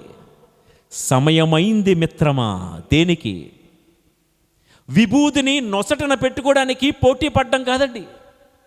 దీక్షలు తీసుకోవడానికి, మెడలో జపదండలు వేసుకోవడానికి పోటీలు పడ్డం కాదండి. ఇవన్నీ మంచివే అయినప్పటికీ కూడా అన్నిటికీ మించి, ప్రభువా మరొక్కసారి ఈ తపస్సు కాలము ద్వారా నా వద్దకు వస్తున్నావా? నా బ్రతుకు మార్చడానికి వస్తున్నావా? నాలో దావీదు లాంటి సంధ్యవేళ ఉందేమో, ఇలాంటి సంధ్యాకాలపు దొరలవాట్లు దావీదులో ఉన్నట్లు నాలో ఉన్నాయేమో. ఒక పద్ధతి ప్రకారం బతికేవాడు పద్ధతిని మార్చుకున్నాడు. తన వ్యవహారం చూసుకోకుండా పక్కింటి వ్యవహారం చూసుకుని బ్రతికాడు. భక్తి జీవితంలో దిగజారిపోయాడు.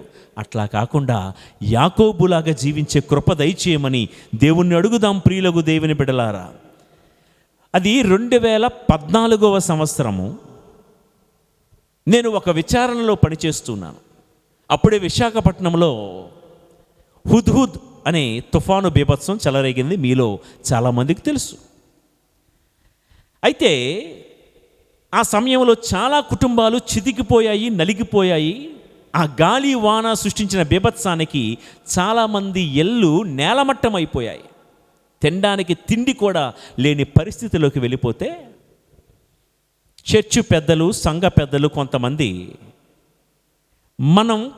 బాగా చితికిపోయిన ఇళ్లకు వెళ్ళి కొంత ఆర్థిక సహాయం, బియ్యం, రేషన్ లాంటివి చేద్దామని ఒక మంచి సంకల్పం, ఒక మంచి ప్రయత్నం చేశారు.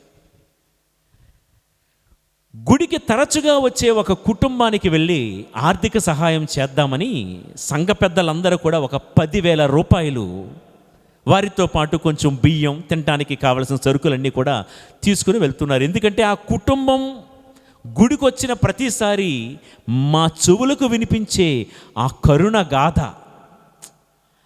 ఆమె స్టోరీ వింటుంటే కరగని హృదయాలు ఉండవండి. తనకున్నటువంటి 3 పిల్లల్ని తీసుకుని వచ్చి ఆ భర్త, ఆమె పడుతున్న ఆ యాతన చూసి ప్రతి కంటి నుండి కన్నీరు వచ్చేదండి. సరే, ఈ ఇంటికి ఎలాగైనా ఒక సహాయం చేద్దాం అనుకొని ఒకరోజు సంఘ పెద్దలందరూ కూడా బయలుదేరారు ప్యారిష్ హౌస్ నుంచి. పెద్దలు తిరిగి వచ్చి నాతో చెప్పిన మాట ఈ విధంగా ఉంది. చేతిలో 10,000 రూపాయలు పట్టుకొని, రేషన్, నెలకు సరిపడా రేషన్ పట్టుకొని ఆ ఇంటి మెట్లు ఎక్కుతున్నారంట వాళ్ళకి సహాయం చేయటానికి. ఒక్కొక్క మెట్టు ఎక్కుతూ ఉంటే ఒక్కొక్క తిట్టు ఆ ఇంట్లో నుంచి బయటికి వినబడుతుందంట. వింటున్నారా? వీళ్ళు మెట్లు ఎక్కుతున్నారు, అటు నుంచి తిట్లు వస్తున్నాయి. ఆ ఇళ్లల్లో గుడికొచ్చి మా బతుకు ఇలాగ అయిపోయిందండి, మాకు ఇలాగ దేవుడు అన్యాయం చేశాడండి, చూడండి తినడానికి ఏమీ లేదండి, మాకు ఇన్ని కథలు చెప్పినటువంటి ఆ కుటుంబం, నేనే కట్టుకథ చెప్పట్లేదు, జరిగిందే చెప్తున్నాను. చర్చి పెద్దలు ఆ ఇంటిని సందర్శించడానికి వెళ్తుంటే ఆ ఇంట్లో నుండి టీవీ సౌండ్ పెద్దగా పెట్టుకొని, అది కూడా అశ్లీలమైనటువంటి సినిమా పాటలు, వాటికేమో సెటైర్లు వేసుకుంటూ, బూతు జోకులు వేసుకుంటూ, ఒకరినొకరు మర్యాద లేకుండా పిలుచుకుంటూ, ఎట్లా చేసుకుంటూ ఉంటుంటే అయినప్పటికీ కూడా ధైర్యం చేసి ముందుకెళ్తుంటే వాళ్ళ మాటల్లో సంఘ పెద్దలు ఎవరైతే సహాయం చేయడానికి వెళ్తున్నారో వాళ్ళ మీద సెటైర్లు, గురువుల మీద సెటైర్లు, చర్చికొచ్చి వెళ్ళిపోయే వాళ్ళ మీద, తోటి విశ్వాసుల మీద సెటైర్లు వేసుకుంటూ ఉంటుంటే ఆ ఇంటి సందర్శనకి వెళ్ళినటువంటి 6 కూడా ఇంటి గడపలోకి కూడా వెళ్ళకుండా, ఇంటి తలుపు తట్టకుండా వాళ్ళు పట్టుకెళ్ళినటువంటి ధనాన్ని, రేషన్ని అలా తీసుకుని వచ్చి నా దగ్గరికి వచ్చేసి, ఏమయ్యా వెళ్ళారు కదా ఇవ్వకుండా వచ్చేసారేంటి, ఆ ఇంట్లో వాళ్ళు లేరా అని నేను అడిగితే వాళ్ళు చెప్పిన మాట ఏంటో చెప్పనా, ఆ ఇంట్లో ఉన్నది మనుషులు కాదు ఫాదర్, ఆ ఇంట్లో ఉన్నది దెయ్యాలు అన్నాడు. ఏంటయ్యా అంత పెద్ద మాటలు అంటున్నారు, ఏమైంది అంటే, గుడికొచ్చి మన ముందు కన్నీటి పర్యంతమైనటువంటి వారి తీరికి, వారి ప్రవర్తనకి, అక్కడ ఇంట్లో జరుగుతున్నటువంటి వారి తీరికి తూర్పుకు ఆకాశం ఎంత దూరమో అంత దూరంగా ఉందండి. ఇక్కడంతా మన ముందు వేసేది నాటకం, వేషం, డ్రామా, కానీ అక్కడ వారి రియల్ భాగోతం ఇది. వాళ్ళ పరిస్థితి చూసి ఆ ఇంట్లో వినబడే బూతు మాటలు, కేకలు, కయ్యాలు విని, ఎందుకోనయ్యా డబ్బు లేక కాదు, డబ్బు ఇద్దామని ఉంది, కానీ డబ్బు ఇవ్వడానికి మనస్కరించలేదు, చేతిలో రేషన్ ఉంది కానీ ఇవ్వాలని మనసు రాలేదు ఫాదర్ అని చెప్పి వాళ్ళు మళ్ళా తీసుకుని వచ్చి ఇచ్చేశారు.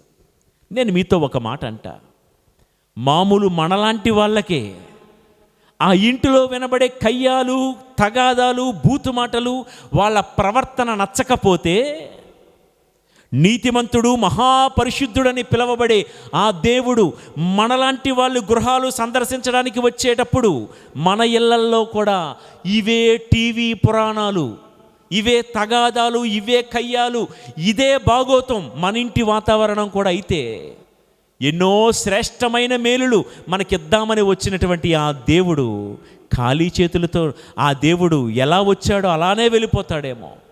పరలోక వాకిటిని నీ ఇంట్లో గుమ్మరించాలని వచ్చినటువంటి ఆ దేవుడు ఏమి ఇవ్వకుండానే వెళ్ళిపోతాడేమో. ప్రియులకు దేవుని బిడ్డలారా, ఒక పేద మరొక సందర్భం చెప్తానండి. ఒక పేద విద్యార్థి యూనివర్సిటీలో చదువుకుంటున్నాడు.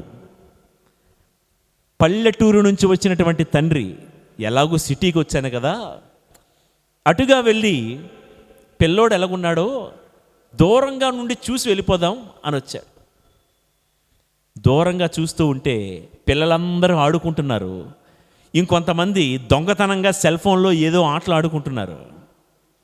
నా పిల్లోడు ఎక్కడున్నాడా ఈ గుంపులో అని తండ్రి చూస్తూ ఉంటే క్లాస్ రూమ్లో మూలన కూర్చొని పుస్తకాలు ఒక 10 ముందేసుకొని చదువుకుంటూ ఉన్నాడు. దూరం నుండి చూసినటువంటి తండ్రి ఆ పిల్లోడిని చూసి మురిసిపోయాడు.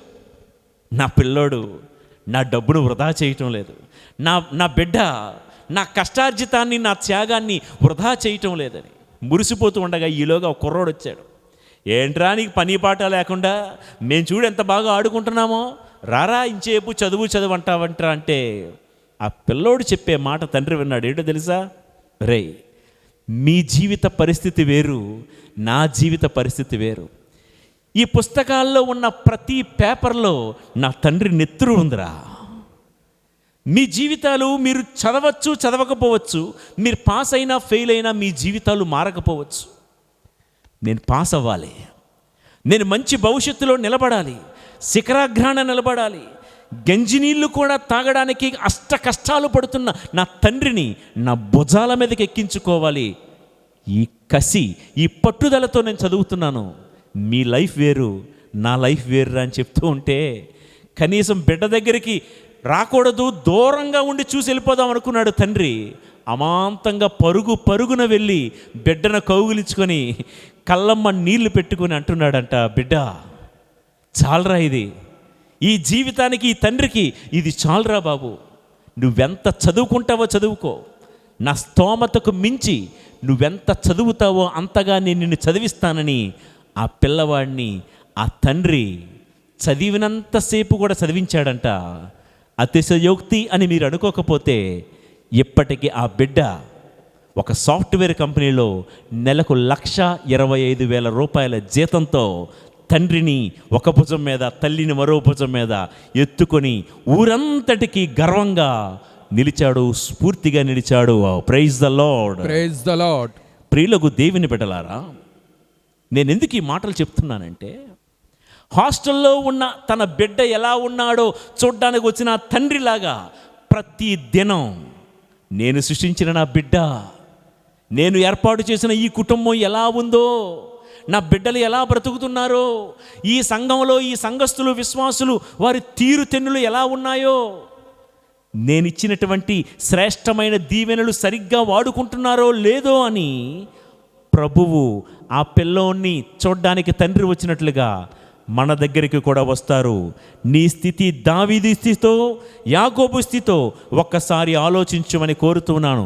సంధ్య వేళ ఇంకా మనం మొదటి జాములోనే ఉన్నాము. ప్రియులకు దేవుని బిడ్డలారా, మీకు టైం లేకపోతే పాజులో పెట్టి మీ పనులు చూసుకుని మళ్ళా వినండి ఈ మాట. అంతా ఈ ప్రసంగం అంతా ఒక్కసారే వినియమని నేను చెప్పడం లేదు.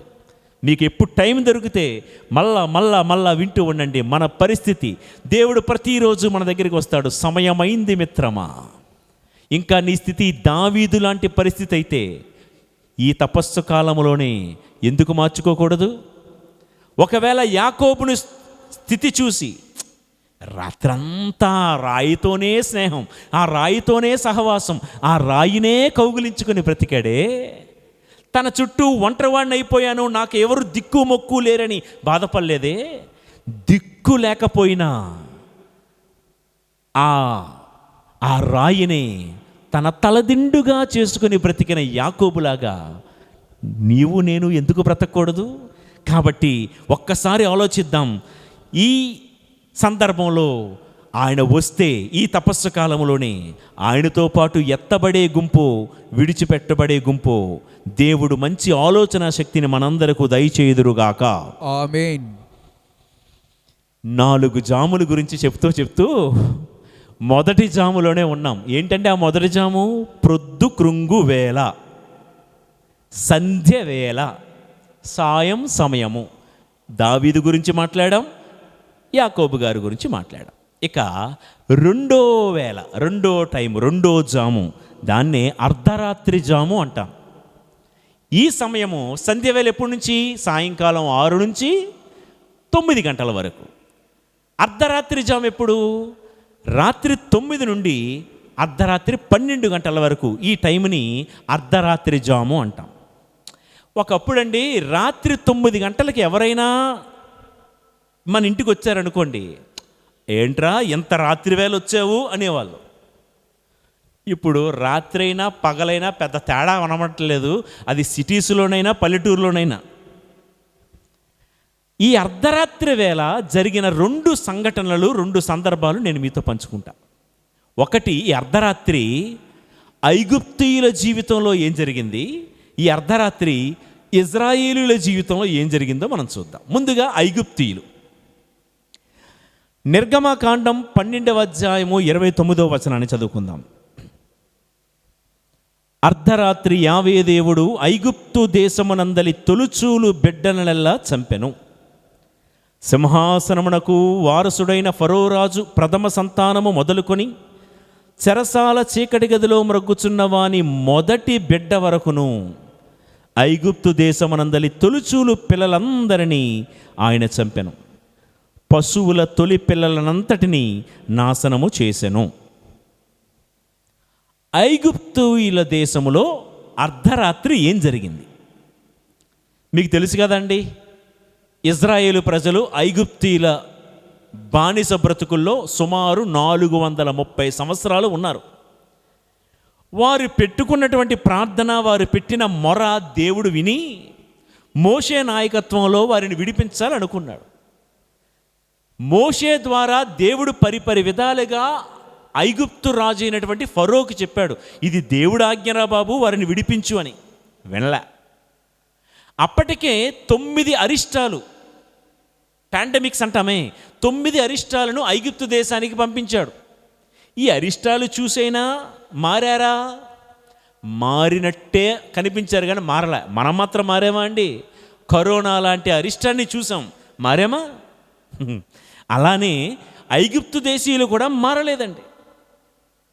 ఐగుప్తు రాజును ఐగుప్తు ప్రజలకు 9 తెగుళ్ళు పంపించి ఇజ్రాయేలీలను విడిచిపెట్టండి అని ప్రభువు హెచ్చరించిన ప్రభువు మాటను పెడచెవిన పెట్టారు ఐగుప్తీయులు. అర్ధరాత్రి దేవుడు ఏం చేశారో తెలుసా అండి? మరణపు దూతను పంపించాడు. మరణపు దూతను ఐగుప్తు వీధుల్లోకి పంపించి ఐగుప్తు దేశంలో పుట్టినటువంటి ప్రతి తొలుచూలు బిడ్డను సంహరించమని దేవుడు ఆర్డర్ వేశాడు దూతకు. రాత్రి ఏం జరిగిందో తెలుసా? దేవుడి యొక్క ఆజ్ఞను బేఖాతరు చేశారు, పట్టించుకోలేదు. విన్నట్టే విన్నారు కానీ మారలేదు అర్ధరాత్రి ఐగుప్తు ప్రజలు. నేను మిమ్మల్ని అడుగుతా, ఏమయ్యా, ఎవడైనా ఒక దెబ్బ కొడితే మారడు, రెండో దెబ్బ కొడితే అని ఆలోచిస్తాడు, 4 దెబ్బలు తగిలితే మారుదామని అనుకుంటాడు, 6 దెబ్బలు తగిలిన తర్వాత సరేలే అని అనుకుంటాడు. ఎంత అరిష్టం జరుగుతుందే! దేవుడు వదలమంటున్నాడు కదా. 430 సంవత్సరాలు వారిని బానిసలుగా పెట్టుకున్నారు కదా, ఇంకా ఆశ తెరలేదా? వదిలేయచ్చు కదా అంటే ఎందుకు ఐగుప్తు రాజు కానీ ఐగుప్తు దేశ ప్రజలు కానీ ఇజ్రాయేలీలను విడుదల చేయలేదో తెలుసా? వారిలో ఉన్న ధనదాహం, వారిలో ఉన్న ధనవాంఛ, వారిలో ఉన్న లోభితనం ఏంటో తెలుసా? ఎందుకంటే ఇజ్రాయేలు ప్రజలు వీరికి బానిసలుగా తొత్తులుగా ఉన్నంత వరకు కూలీ నాలి ఇవ్వకుండానే వారి చేత పనులు చేయించుకోవచ్చు.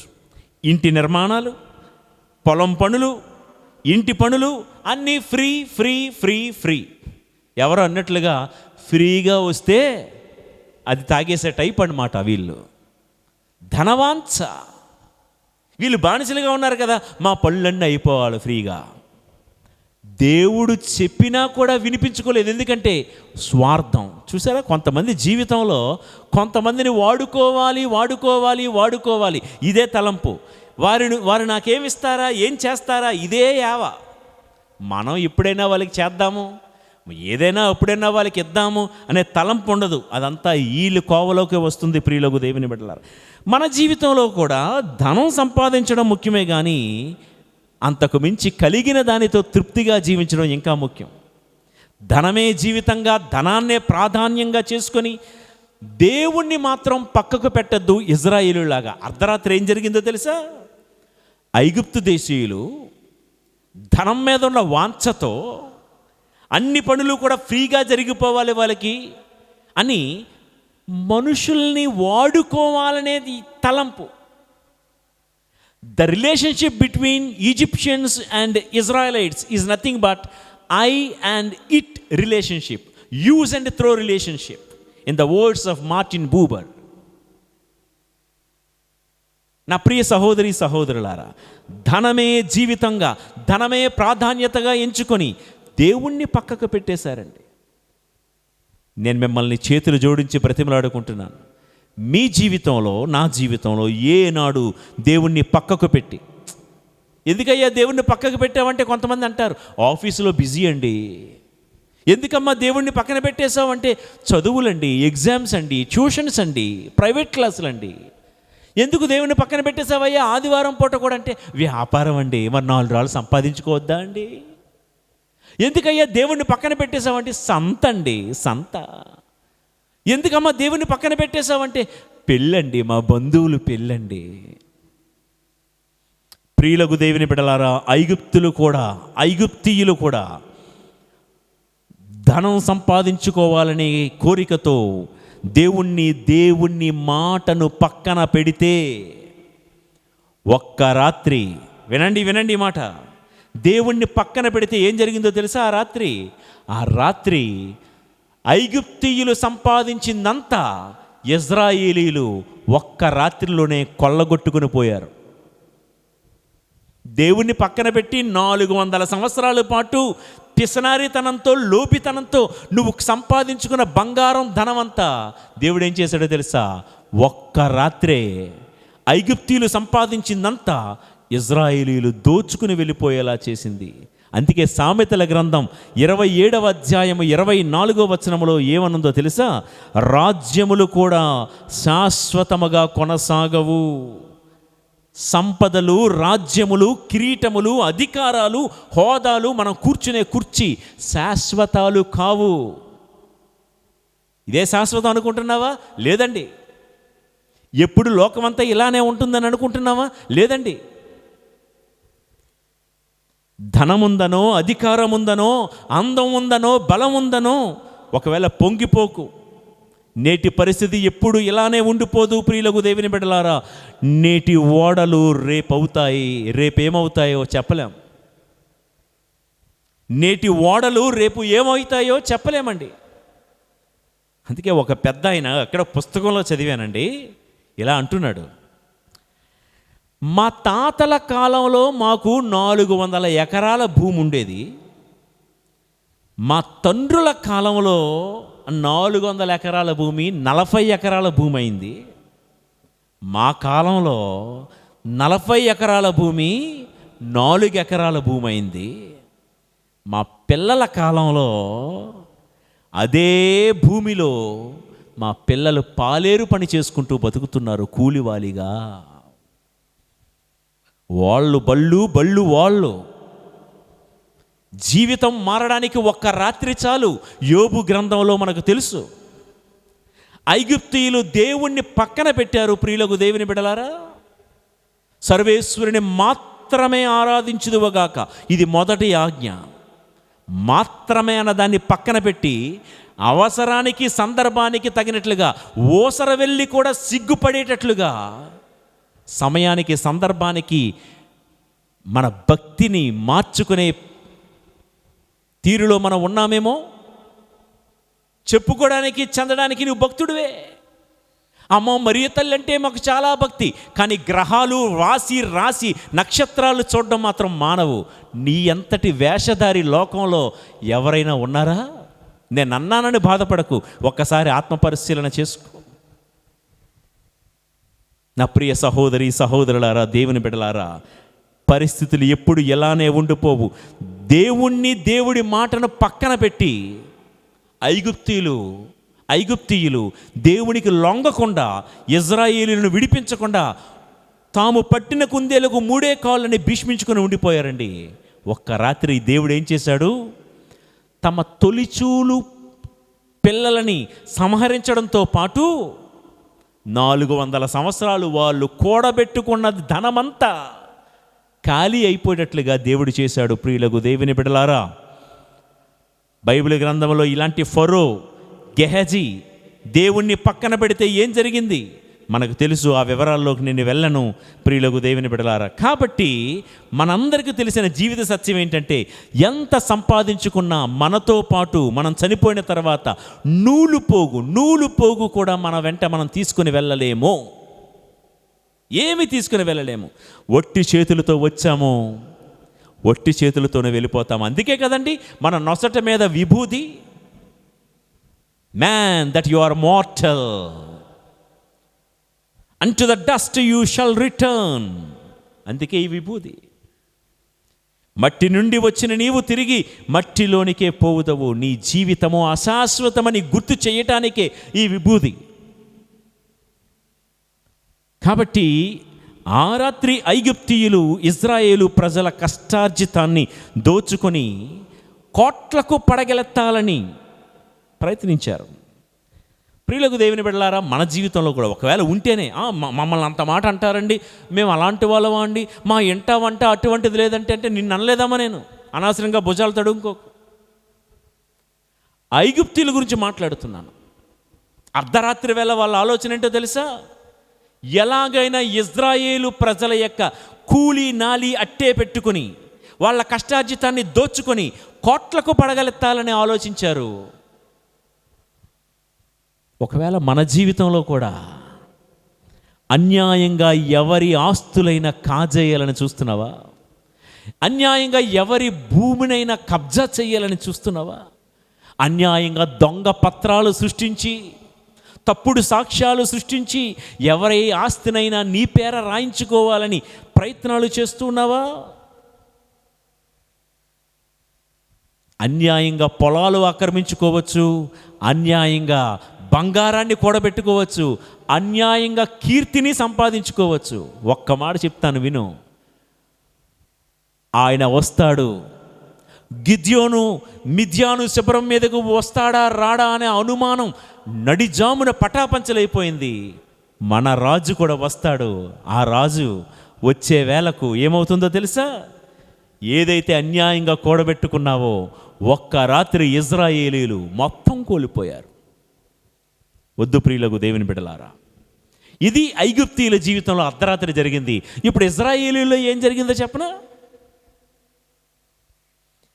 అదే రాత్రి ఏది ఐగుప్తీయులు దేవుని పక్కకు పెట్టేసిన ఆ రాత్రి ఇజ్రాయేలీలు ఏం చేశారో తెలుసా అండి?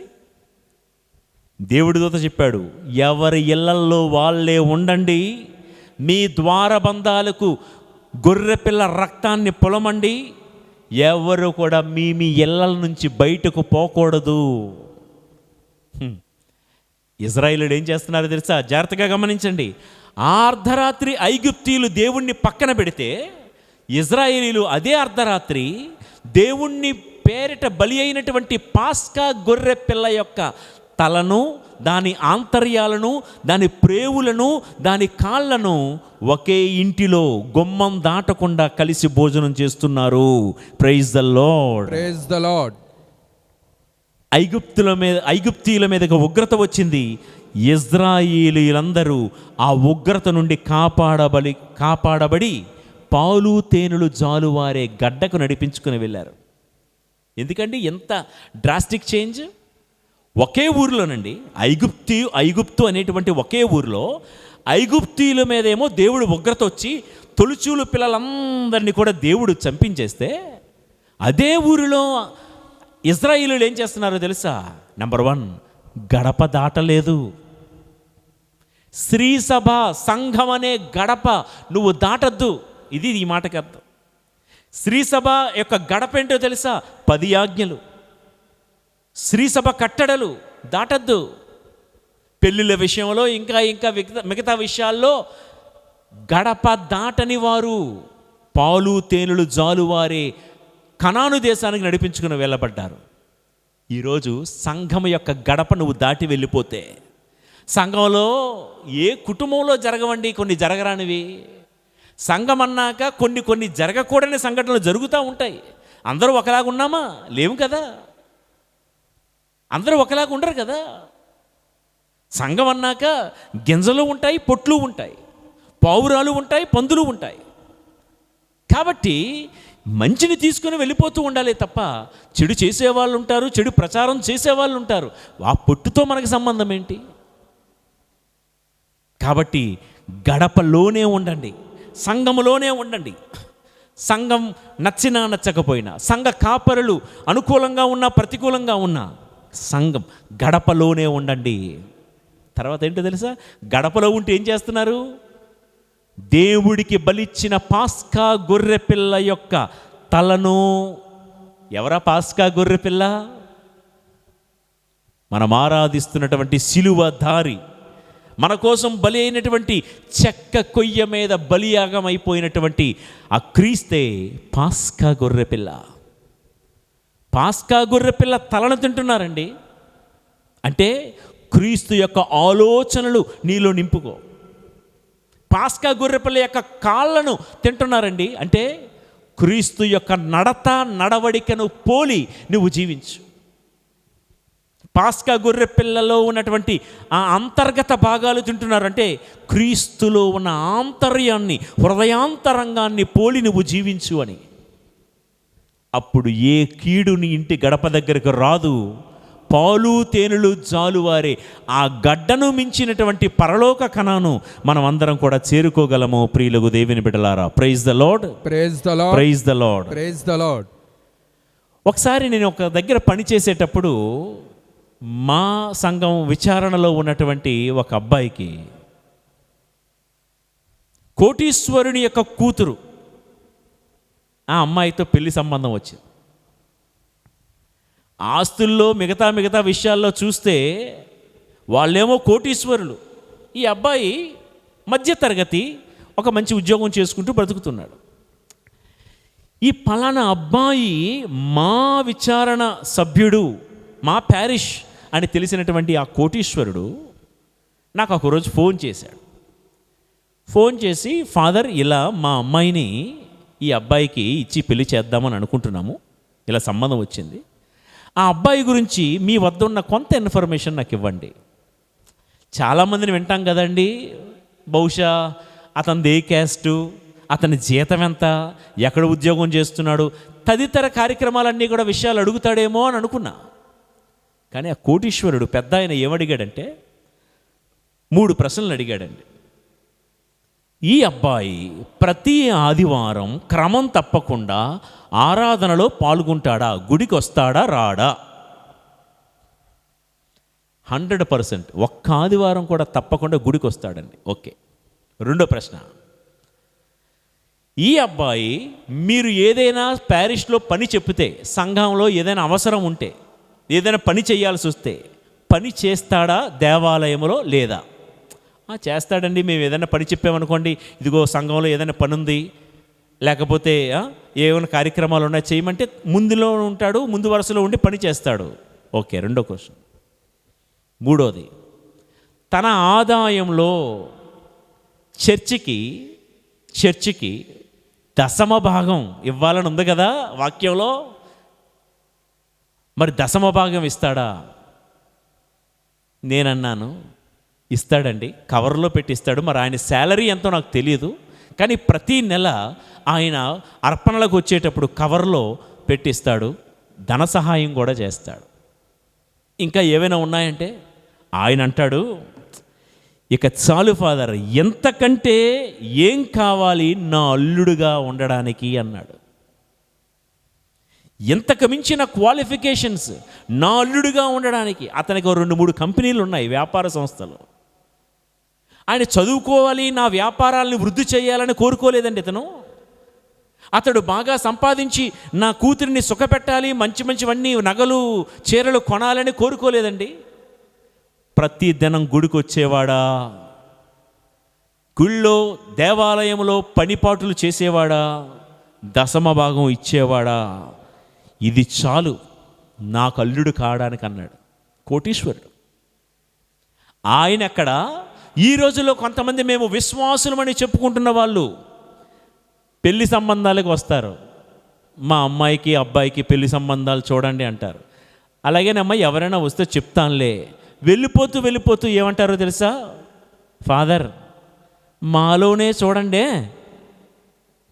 ఏంటట? మాలోనే చూడండి అంటే కులాలు కట్నాలు. ఈ మధ్య నేర్చుకున్నాను, 1000కో లక్ష అంట కట్నం. 1000కో లక్ష, ఈ లెక్క నాకు అర్థం కాలే. ఏంటి బాబు అది అంటే, ఇప్పుడు అబ్బాయి ఒక 50,000 రూపాయలు జీతగాడు అనుకుందాం అనుకోండి, ఒక్కొక్క 1000కి కట్నం 1 లక్ష. ఇప్పుడు చెప్పండి, 50,000కు ఎన్ని లక్షల కట్నం ఇవ్వాలి? ఇవి బాగా చెప్తాం, 50 లక్షల కట్నం. ప్రియులకు దేవుని బిడ్డలారా, లోకాన్ని ఈరోజు ఏలుబడి చేస్తున్నవి 2 అందం, ఆస్తి. గుణం ఎవరికి కావాలండి? ఎవరికి కావాలి? దేవుడికి కావాలి, మనుషులకు అక్కర్లేదు. ప్రియులకు దేవుని బిడ్డలారా, ఈ ఆస్తిపరుడు గుణాన్నే చూశాడు కానీ కులాన్ని చూడలేదు. తన బిడ్డకు వివాహం చూసే సందర్భంలో ఐగుప్తీయులంతా రాత్రి ప్రజలంతా ధనం కోసం పరిగెడుతున్న వేళ, ధనదాహం కోసం పరిగెడుతున్న వేళ, ధనమే మూలమని, వ్యాపారమే మూలమని, ఆస్తే మా జీవితం అని పరిగెడుతున్న వేళ ఇజ్రాయేలీయులు ఆ రాత్రి ఏం చేశారో, యేసుని తలను, పాస్కా గొర్రెపిల్లైన యేసుని యొక్క తలను, కాళ్ళను, ఆంతర్యాలను, అంటే ఆయనను భుజిస్తూ ఉన్నారు. ప్రియులకు దేవుని బిడ్డలారా, ఆయన అర్ధరాత్రి వేళ వస్తే నీవెలా ఉండాలో తెలుసా? యేసయ్య వద్ద కూర్చొని, యేసయ్యా నీ తల, నీ తలంపులే నా తలంపులు కావాలి. యేసయ్యా నీ కాళ్ళు, నీవెలా నడిచావో నీ నడతే నా నడవడిక కావాలి. యేసయ్యా మీ హృదయాన్ని పోలి నా హృదయం ఉండాలి.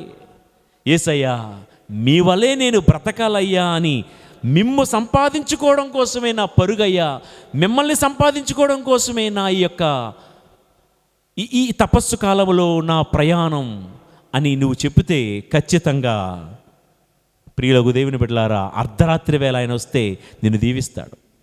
పౌలులాగా చెప్పగలగాలండి, క్రీస్తు కోసం సమస్తాన్ని నేను చెత్తగా భావిస్తున్నాను. ఈ మాట చెప్తారా మీరు? క్రీస్తు కోసం నీ కులం చెత్త, క్రీస్తు కోసం నీ గ్రూప్స్ చెత్త, క్రీస్తు కోసం నీ ప్రాంతీయ భావాలు చెత్త, క్రీస్తు కోసం నీలో ఉన్నటువంటి వర్గ పోరు చెత్త. అందుకే పౌలు అంటాడు, నేను కాదు క్రీస్తే నాలో జీవిస్తున్నాడని. కాబట్టి ఆయన అర్ధరాత్రి వస్తే లోకం కోసం ధనం వెంబడి పరిగెత్తే ఐగుప్తీయుల్లా కాకుండా దేవుణ్ణి వదలక ఆయనతోనే గడిపే ఇజ్రాయేలీయుల్లాగా మనమందరము జీవింతుముగాక. ఆమేన్. మొన్న మధ్యనే ఒక అతను నాకు ఫోన్ చేశాడండి. ఫోన్ చేస్తే నేనేదో పనిలో ఉండి ఫోన్ ఎత్తలే. ఆ మిస్డ్ కాల్ చూసి నేను మళ్ళా ఫోన్ చేశాను అతనికి. అతను ఎత్తలే. ఒక పావు గంట ఆగిన తర్వాత మళ్ళీ చేశా, ఎత్తలేదు. సరే ఊరుకున్నా. గంట తర్వాత అతను ఫోన్ చేసి, ఫాదర్ సారీ అండి, మీరు ఫోన్ చేసినప్పుడు నేను ఫోన్ తీయలేకపోయాను, సారీ. అదేం లేదండి, మీ మిస్డ్ కాల్ చూసి నేను మళ్ళీ చేశాను అంతే, ఏం లేదు అంటే, లేదు ఫాదర్, సారీ ఫాదర్, ఎందుకంటే నేను ఫోన్ ఎందుకు ఎత్తలేకపోయానంటే అని చెప్తా ఏమన్నాడంటే, సాయంకాలం 7 నుండి 8 వరకు మా ఇంట్లో ఎన్ని ఫోన్స్ ఉన్నాయో అన్ని ఫోన్స్ కూడా ఒక బల్ల మీద సైలెంట్ మోడ్లో పెట్టేస్తామండి. 7 నుంచి 8 గంటల వరకు మా కుటుంబం అంతా కుటుంబ ప్రార్థనలో ఉంటామండి అని చెప్తూ ఉంటే నాకు నిజంగా కళ్ళల్లో నీళ్లు తిరిగి నాకు ఒక్కటి అనిపించిందండి. నేనెంతో ఆనందంతో పులకించిపోయి, ఇట్లాంటి వారి కోసం సేవ చేస్తున్నందుకు, ఇలాంటి వాళ్ళ కోసం నేను ఎన్ని ప్రసంగాలైనా ప్రిపేర్ అవ్వాలి, ఎంత శ్రమకైనా నేను ఓర్చుకోవాలని చాలా హ్యాపీగా ఫీల్ అయినండి. నేను ఎందుకు ఈ మాట చెప్తున్నానంటే, ఆ ఫ్యామిలీ కోసం నేను ఏ రోజు ఒక 100 రూపాయలు కూడా ఇవ్వలే. ఆ ఫ్యామిలీ కోసం నేను ఏ త్యాగం కూడా చేయలే. ఆ ఫ్యామిలీకి నాదంటూ నేను ఏదీ ఇవ్వలేదు, ఏ విధమైన సపోర్టు చేయలేదు. ఆ ఫ్యామిలీ కోసం ఏమీ చెయ్యని నాకే ప్రార్థన చేస్తున్న కుటుంబం అంటే అంత హ్యాపీగా, అంత సంతోషంగా ఉంటే, వాళ్ళ కోసం ప్రాణం పెట్టినటువంటి యేసయ్య ఆ సమయంలో గనక వారి వద్దకు వస్తే ఇంకెంత ఆనందిస్తారు. ప్రియులకు దేవుని బిడ్డలారా, తన దూతలతో చెప్పుకొని మురిసిపోడా, చూడండి నా బిడ్డలు ప్రార్థన చేస్తున్నారు ఈ సమయంలో అని. అలా కాకుండా అదే ఇంటిలో కేకలు, అరుపులు, తగాదాలు, విమర్శలు, నిందలు, భూతు పురాణం వినబడితే నీ ఇంటికి వచ్చిన దేవుడు అర్ధరాత్రి వేళ ఏడ్చుకుంటూ వెళ్ళిపోడా. ప్రియులకు దేవుని బిడ్డలారా, ఇక 3వ జాము, మొదటి జాము ప్రొద్దు కృంగు వేళ, 2వ జాము అర్ధరాత్రి వేళ, ఇక 3వ జాము కోడి కూసే వేళ, కోడి కోత సమయం. ఈ సమయం అర్ధరాత్రి 12 నుండి తెల్లవారుజాము 3 గంటల వరకు యూదుల కాలమాన ప్రకారం. ఇక్కడ ఏం జరిగిందో ఈ కోడి కోత గురించి కొన్ని మాటలు ముందుగా చదువుతాను, తర్వాత డైరెక్ట్గా వాక్యంలోకి వెళ్ళిపోదాం. ముందుగా లూకాసు వార్త 19వ అధ్యాయము 41 నుండి 44. యేసు యెరూషలేమును సమీపించి ఆ నగరమును చూచి ఇట్లు విలపించెను, నేడైనను నీవు శాంతికి అవసరమైన దానిని గుర్తించి ఉండిన ఎడల బాగుండేది. నీవు అటులు చెయ్యకపోతివి. శత్రువులు నీ చుట్టూ కందకములు త్రవ్వి నిన్ను ముట్టడించి అన్ని వైపులా నిన్ను అరికట్టు కాలము వచ్చును. వారు నిన్ను, నీలో నివసించు నీ సంతానమును మట్టిపాలు చేయుదురు. నీలో రాతి మీద రాయిని నిలువనియ్యరు. ఏలైనా ప్రభువు నిన్ను దర్శింపవచ్చిన కాలమును నీవు గుర్తింపలేదు. మరొక మాట కూడా చదువుకొని తర్వాత వాక్యంలోకి వెళ్దాం. లూకాసు వార్త 21వ అధ్యాయము 5 నుండి 6 వచనాలు. కొందరు ప్రజలు ఆలయమును గురించి ప్రస్తావించుచు చక్కని రాళ్లతోనూ దేవునికి అర్పింపబడిన వస్తువులతోనూ ఎంత అందముగా శోభిల్లుచున్నదో చూడుడు అని చెప్పుకొనిచుండిరి. అంతట యేసు వారితో, ఈ కట్టడమును మీరు చూచుచున్నారు గదా, ఎచ్చట రాతిపై రాయి నిలువని కాలము వచ్చును, అంతయు నాశనము చేయబడెను అనెను. మరొక మాట మత్తయి సువార్త 23వ అధ్యాయము 37వ వచనము. ఓ యెరూషలేమా యెరూషలేమా, నీవు ప్రవక్తలను చంపి దేవుడు పంపిన ప్రతినిధులపై రాళ్ళు రువ్వుచున్నావు. కోడి రెక్కలు చాపి తన పిల్లలను ఆదుకున్నట్లు నేను ఎన్ని పర్యాయములు నీ పిల్లలను చేరదీయగోరినను నీవు అంగీకరింపకపోతివి. ప్రియ దేవుని బిడ్డలారా, విన్నారు కదా ఈ మాటలు. కోడి కూత సమయం. ఈ సమయంలో ఏం జరిగింది? ఈ సమయంలో ఎత్తబడే గుంపులో ఉంటావా, విడిచిపెట్టబడే గుంపులో ఉంటావా? సమయమైంది మిత్రమా, ఇప్పుడు కోడి కూసే సమయం. ఈ కోడి కూసే వేళ యెరూషలేము పౌరులు ఏం చేశారు, పేతురు గారు ఏం చేశారో మనం విందాం. ఇక్కడ కూడా మళ్ళీ ఇద్దరి గురించి మాట్లాడుకుంటున్నాం. కోడి కూసే వేళ యెరూషలేము పౌరులు ఏం చేశారంట? యేసు యెరూషలేము వైపు చూస్తూ విలపిస్తూ ఈ మాట అన్నారండి. ఓ యెరూషలేమా, కోడి తన రెక్కల క్రింద తన పిల్లలను దాచుకున్నట్లు నేను మిమ్మల్ని దాచుకోవాలి, కాపాడుకోవాలనుకున్నాను. కానీ నా ప్రవక్తల ద్వారా, నా సేవకుల ద్వారా, నా బోధకుల ద్వారా నా రెక్కల క్రిందకు రమ్మని మిమ్మల్ని ఎన్నెన్నిసార్లు పిలిచినా మీరు రాలేదు. పిలిచిన వారిని ఏం చేశారో తెలుసా? ప్రవక్తల్ని, బోధకుల్ని, సేవకుల్ని మీరు రాళ్ళేసి కొట్టి చంపారు. ప్రవక్తల మీద తిరగబడ్డారు. ప్రవక్తలను గేలి చేశారు, హేళన చేశారు, చంపారు, చంపించారు. అందుకే ఓ యెరూషలేమా, ఏ అందాన్నైతే చూసి వెర్రవిగిపోయావో, ఏ హోదాని దర్పాన్ని చూసైతే గర్వంతో వెర్రవిగిపోయావో, రాయి మీద రాయి నిలువని కాలం త్వరలోనే వస్తుంది. అంత నాశనం అయిపోతుంది ఓ యెరూషలేమా అని దేవుడు చెప్తున్నాడు. ప్రియులకు దేవుని బిడ్డలారా, యెరూషలేమును పాపము నుండి తప్పించుటకు, మళ్ళించుటకు, ప్రేమతో వారిని సరిదిద్దుటకు దేవుడు చాలామంది ప్రవక్తలను పంపాడండి. కానీ ఎంతోమంది ప్రవక్తలు వచ్చి యెరూషలేము పౌరులను గద్దించారు, హెచ్చరించారు, సరిచేసే ప్రయత్నం చెప్పారు. ఇది బాబు వాక్యమని నేను మీతో బోధిస్తున్నట్లుగా దేవుడు ఎంతోమంది ప్రవక్తల ద్వారా బోధిస్తే మారి దేవుడి చెంతకు రావాల్సినటువంటి వారు, కోడి రెక్కల క్రిందకు రావాల్సినటువంటి యెరూషలేము పౌరులు కొందరిని కొట్టారు, కొందరిని చంపారు. ఆ జాబితాలోనే మనకు తెలుసు జకర్యా అనే ప్రవక్త, ప్రభు ప్రస్తావిస్తారు. అది బప్తిస్మ యోహాను శిరచ్ఛేదనం, యేసయ్య శిలువ మరణం. ఎందుకండి? ఏ నేరం చేశారు? బాబు, ఇది సరైన పద్ధతి కాదు, ఇది మంచి జీవితం కాదు, మంచిగా మీ జీవితాన్ని మార్చుకోండి అని చెప్పినందుకండి ఈ శిలువ మరణం. ఈ రోజుల్లో కూడా మన సంఘాల్లో మన ప్రజలను చూస్తూ ఉంటే హెచ్చరించనంతకాలం ఫాదర్లు చాలా మంచోళ్ళు, తప్పు సరిదిద్దనంతకాలం ఆ ఫాదర్ చాలా ఫ్రెండ్లీగా ఉంటారు మాతో. మా ఫ్యామిలీ ఫ్రెండ్ ఎవరు? ఫాదరు. వారికి బుద్ధి చెప్పనంతకాలం మా ప్యారిష్ ప్రీస్ట్ చాలా మంచోళ్ళు. ఎందుకు మంచోళ్ళు? షార్ట్ మాస్ ప్రసంగం అట్లా చెప్పి అలా ముగిస్తారు. ఓకే. ప్రియులకు దేవుని బిడ్డలారా, ఈ రోజుల్లో మాబోటి సేవకులందరికీ ఒక అనుభవం ఏంటో తెలుసా?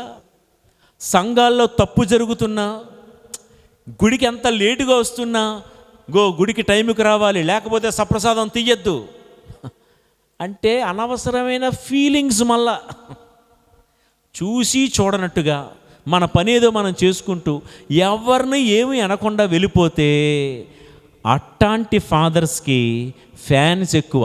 మీరేమంటారు? మాలాంటి ఫాదర్స్ చూసి చూడనట్లుగా వాక్యాన్ని దేవుడు గద్దించమన్నట్లు, హెచ్చరించకుండా ఉన్నాం అనుకోండి.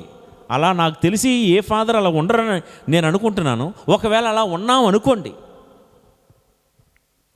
ఫాదర్స్కి అభిమాన సంఘాలు ఎక్కువ అవుతారు, ఫ్యాన్స్ ఎక్కువైపోతూ ఉంటారు. ఒకవేళ గద్దిస్తే, హెచ్చరిస్తే, సేవకులంటే మాకు ప్రాణం అండి అన్నవాళ్ళు కూడా సేవకుల ప్రాణాలు తీయడానికి కూడా వెనకాడరు. ప్రియులకు దేవుని బిడ్డలారా, మా ఇంట వంట ఫాదర్లని, సేవకుల్ని ఒక్క మాట కూడా అనవండి మేము, మాకు ఫాదర్లు అంటే ప్రాణం అన్నవాళ్ళు చాలామంది ఎప్పుడైతే వాళ్ళ ఇళ్లలో జరుగుతున్న తప్పును ఖండిస్తూ ఉంటే అటువంటి సేవకుల యొక్క ప్రాణాలు తీయడానికి కూడా వెనకాడలేదు. అంటే ప్రాణాలు తీసేయడం అంటే పేక్కోసేయడం కాదండి. ఏమండి, ఒక్క ఆకాశరామన ఉత్తరం చాలదా అండి, పలానా ఫాదర్ ఎలాంటోడు అంతే. ఒక్క వాట్సాప్ మెసేజ్లో ఒక బ్యాడ్ న్యూస్ వైరల్ చేయడం సరిపోదా అండి ఈ రోజుల్లో? ఓ యెరూషలేమా యెరూషలేమా, నీ వద్దకు పంపిన ప్రవక్తలను నీ హక్కున చేర్చుకోక నువ్వు వాళ్ళపై రాళ్ళు రువ్వావు, నీకు అనర్థం తప్పదు యెరూషలేమా. తల్లిదండ్రులు, మంచి చెప్పే తల్లిదండ్రుల మీద రాళ్ళు రువ్వుతున్నావా? మంచి చెప్పే పెద్దలు, ఉపాధ్యాయులు, గురువుల మీద రాళ్ళు రువ్వే తత్వం ఒకవేళ మనలో ఉందేమో. ప్రియ సహోదరి సహోదరులారా, మత్తయి శువార్తలో మనం విన్నాం కదా 23-27లో, టుడే ఆ కోడి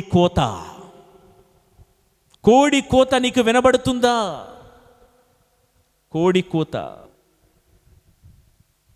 ప్రియ సహోదరి సహోదరులారా, కోడి కోత ఏంటో తెలుసా? మేల్కొల్పేది. ఈరోజు ఒక సేవకుడు చేస్తున్న ప్రసంగం ఒక కోడి కూత. నిద్రిస్తున్న మనల్ని మేల్కొల్పోయేందుకే ఈ కోడి కూత. పాపం గర్వంతో బ్రతుకుతున్న వారిని హెచ్చరించేదే ఈ కోడి కూత.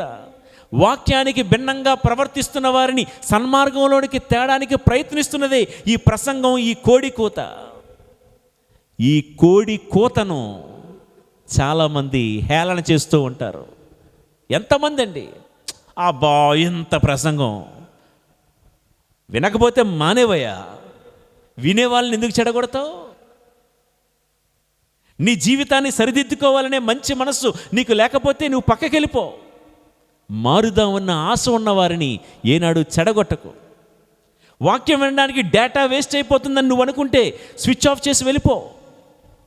ఈ ప్రోగ్రాం చూడకుండా ఇంకా నీకు నచ్చినవి ఏదైనా చూసుకో. దేవుడు వాక్యం వినద్దు. కానీ వినాలని ఆశ కలిగే వారిని, కోడి కోత వినాలని, ప్రసంగం వినాలని ఆశపడుతున్న వారికి ఆటంకం కలగకు. యెరూషలేముకు అయింది జ్ఞాపకం చేసుకుందాం.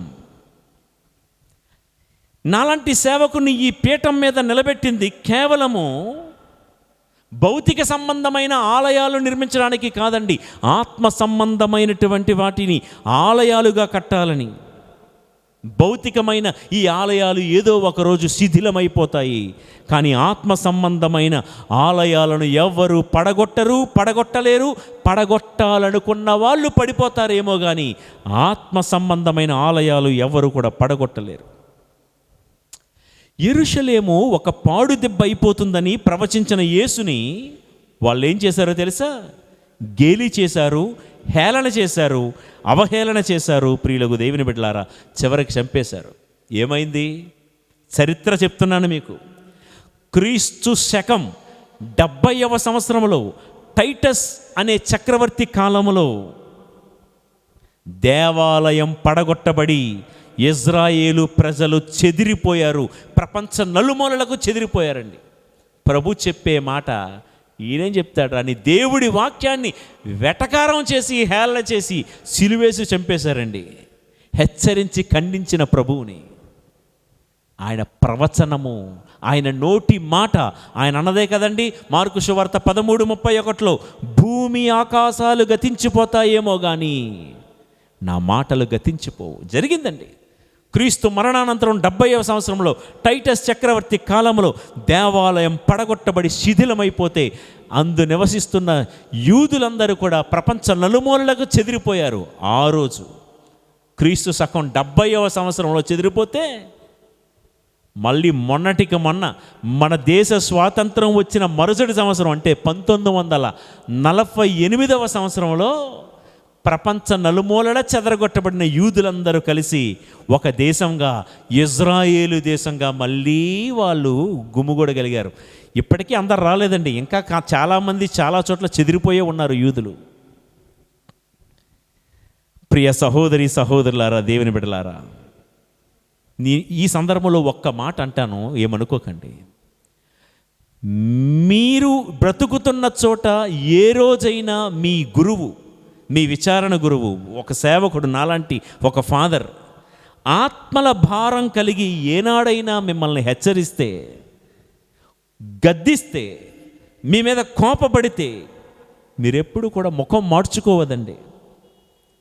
ఆ కోడి కోత, ఈ ఫాదర్ చేసే ఈ కోడి కోత మీ మీద పగవలనో, మీ మీద ప్రతీకారం తీర్చుకోవాలనో, మీ మీద ద్వేషంతో చేసే కోడి కోత కాదు, మీ మీద ప్రేమతో చేసే కోడి కోత.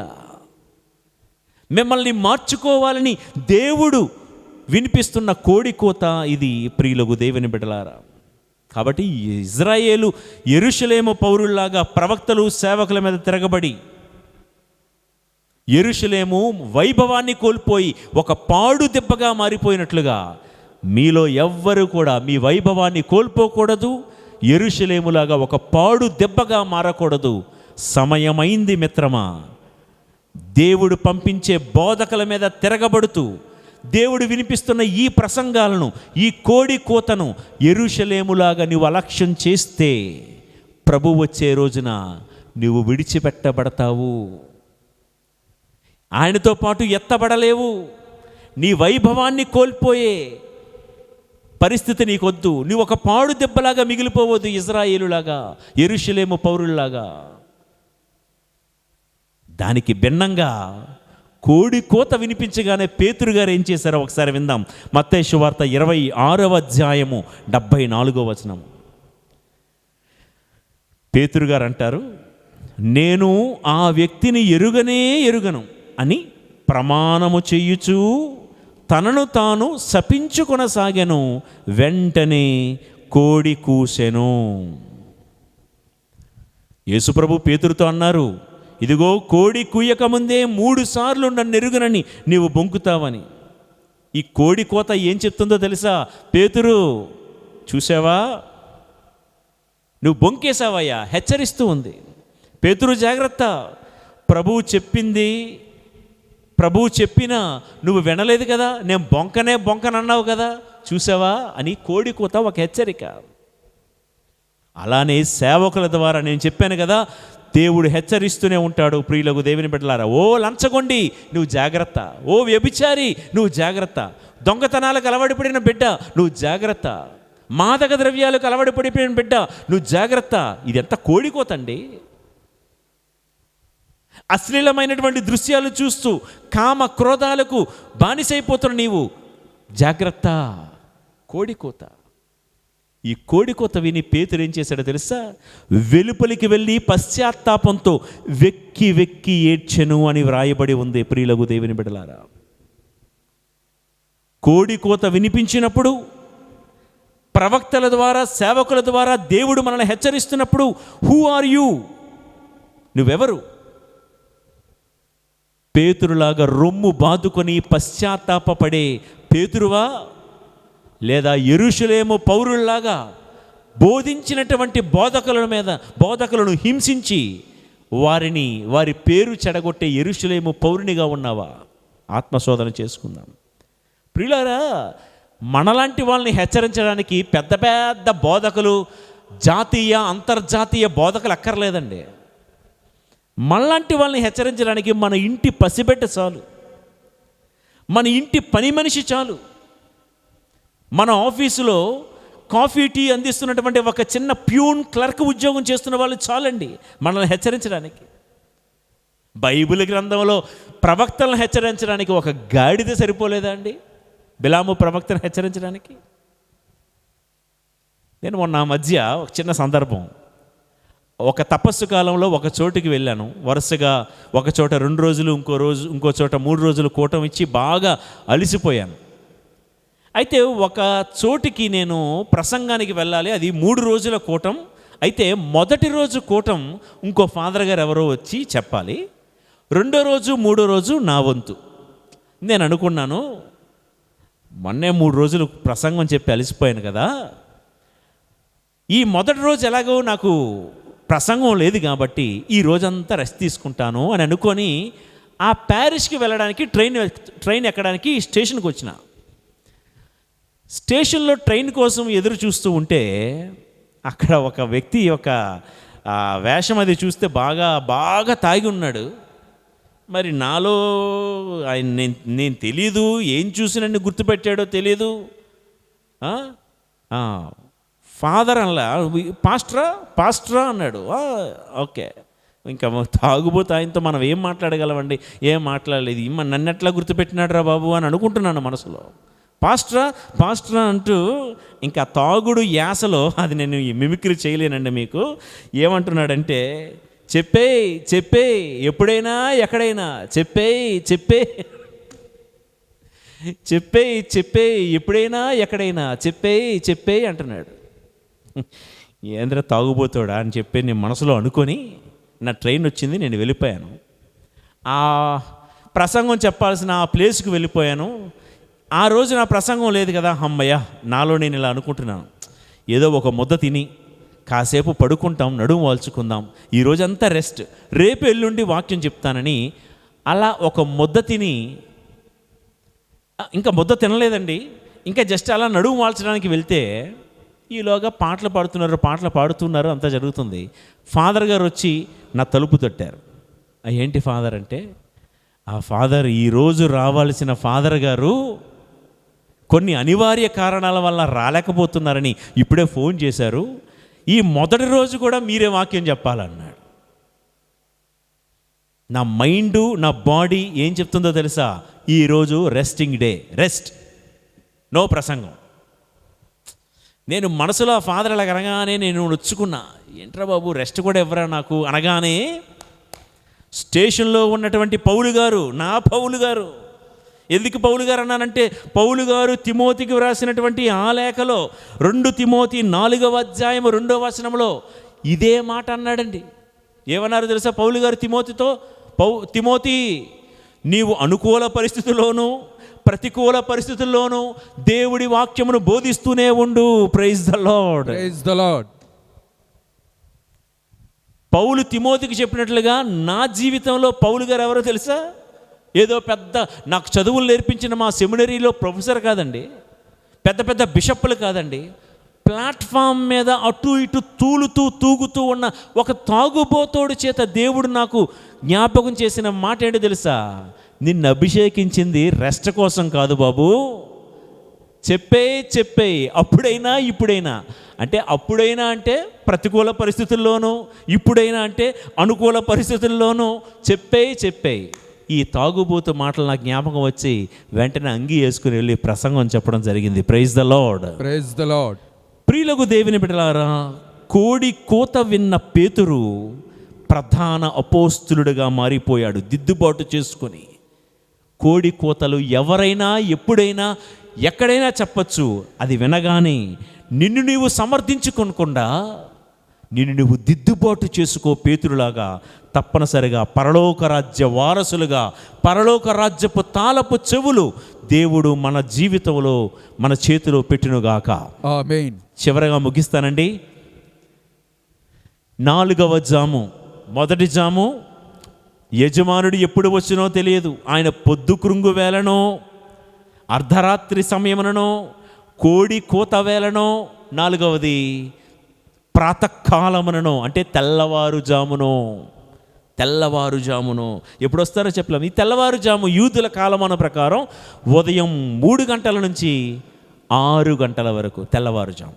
ఇక్కడ ఏం జరిగింది త్వరగా ముగించేద్దాం. హోషేయ గ్రంథం 6వ అధ్యాయము 4 నుండి 6 వచనాలు చదువుతాను.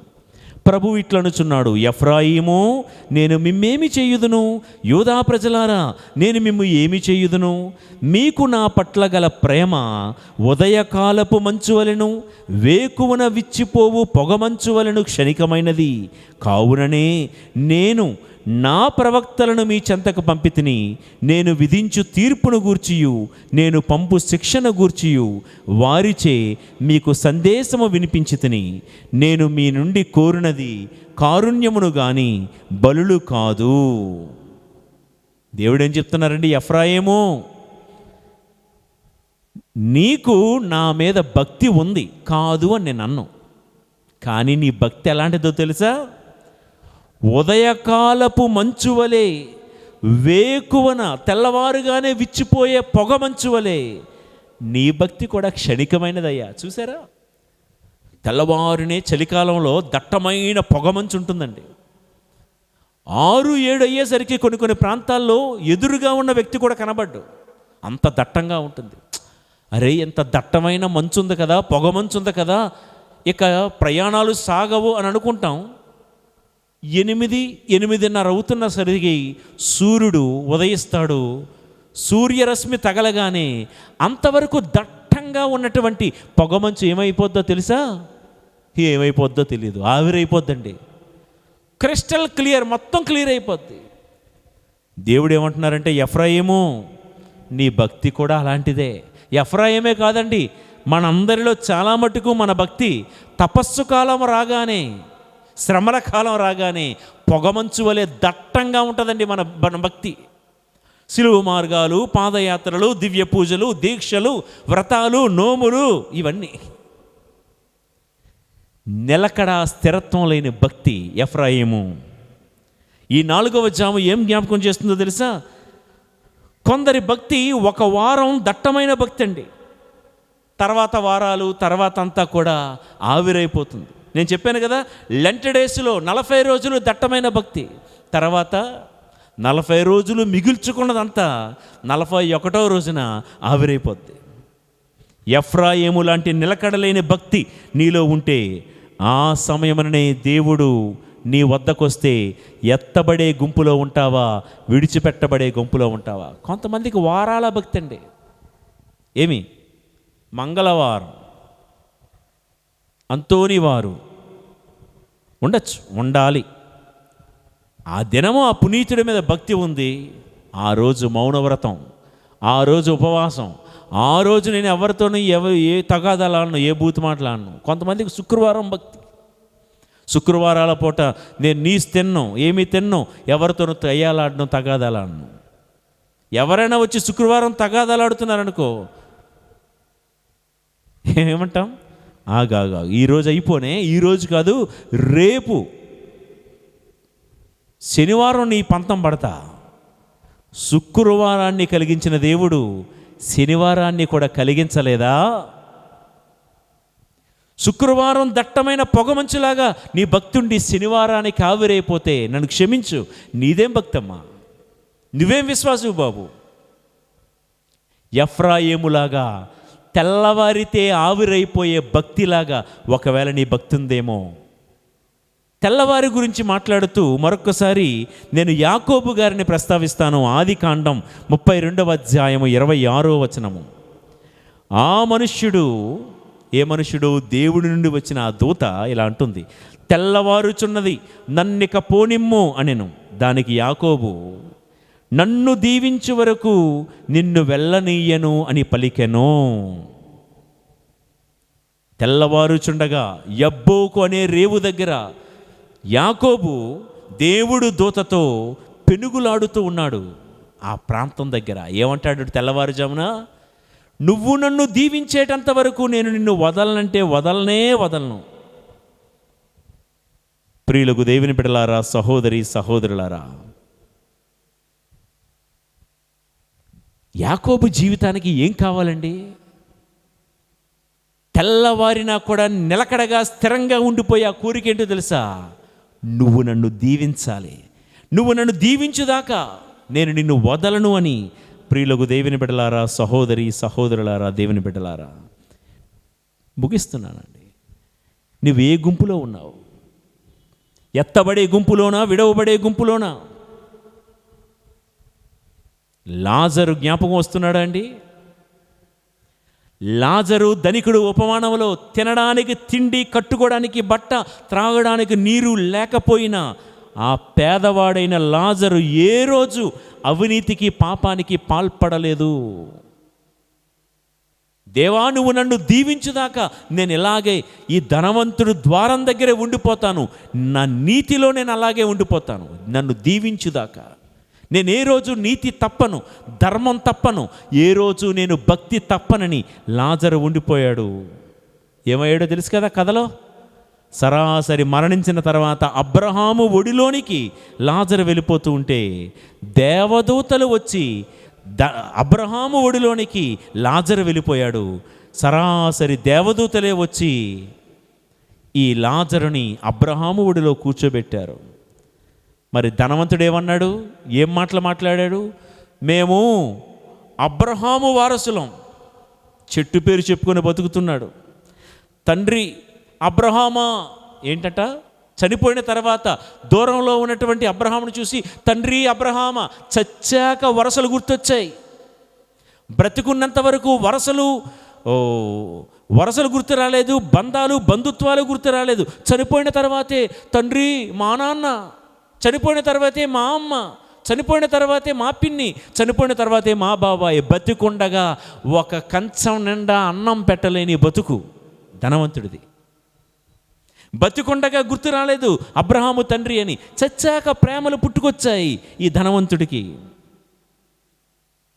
ప్రియులకు దేవుని బిడ్డలారా, చొక్క నీటి కోసం తప్పించే స్థితికి దిగజారిపోయాడు. ఏమంటున్నాడు ధనవంతుడు? తండ్రి అబ్రహామా, ఆ లాజరు వేలి కొనను నీటిలో ముంచి ఒక్క నీటి చుక్క నా అంగిటికి తాకించమనయ్యా. ఈ లోకంలో బతికినన్నాళ్ళు కన్ను మిన్ను కానరాలేదు. గర్వం, పొగరు, ఎవరిని ఖాతరు చేయలేని తత్వం, నేను ఎప్పుడు ఇలాగే ఉండిపోతాననుకునే మనస్తత్వం ధనవంతుడిది. ఒకరోజు వచ్చింది, ఎత్తబడే గుంపులో లాజరుంటే విడిచిపెట్టబడే గుంపులో ఈ ధనవంతుడు ఉన్నాడు. ప్రియులకు దేవుని బిడ్డలారా, ఏదేదో చూసుకుని మురిసిపోవద్దు. ఎఫ్రాయిములా కాకుండా యాకోబులాగా మన పరిస్థితి మారాలి. దేవుణ్ణి పట్టు విడవక ఈ తపస్సు కాలం 40 రోజులు ఒక్కటే. దేవా, ఈ 40 రోజులు నువ్వు నన్ను దీవించుదాకా నేను నిన్ను విడువనయ్యా. ప్రతిరోజు శిలువ మార్గం, ప్రతిరోజు జపమాల, ప్రతిరోజు దివ్య బలి పూజ, నువ్వు నన్ను దీవించుదాకా. ఏవేవో కోరికలు, ఏవేవో మనసులో భావాలు పెట్టుకొని ఈ తపస్కాలను ప్రారంభించు. అది నీ బిడ్డల కోసమో, సంతాన భాగ్యం కోసమో, ఉద్యోగాల కోసమో, అప్పుల బాధ తీరిపోవాలనో, లేకపోతే ఒంటిలో ఆరోగ్యం బాగుండాలనో, ఇంట్లో మనశ్శాంతి వాతావరణం ఉండాలనో, ఏదో ఒక ఉద్దేశంతో ప్రారంభించు. అన్నిటికీ మించి నీ మనసులో ఉండాల్సిన కోరిక ఏంటో తెలుసా? ఈ అపవిత్రమైనటువంటి లోకం నుంచి నేను విడుదల పొందాలి, పవిత్రంగా నేను నీలాగా జీవించాలి. ఈ కోరిక ఉండాలి.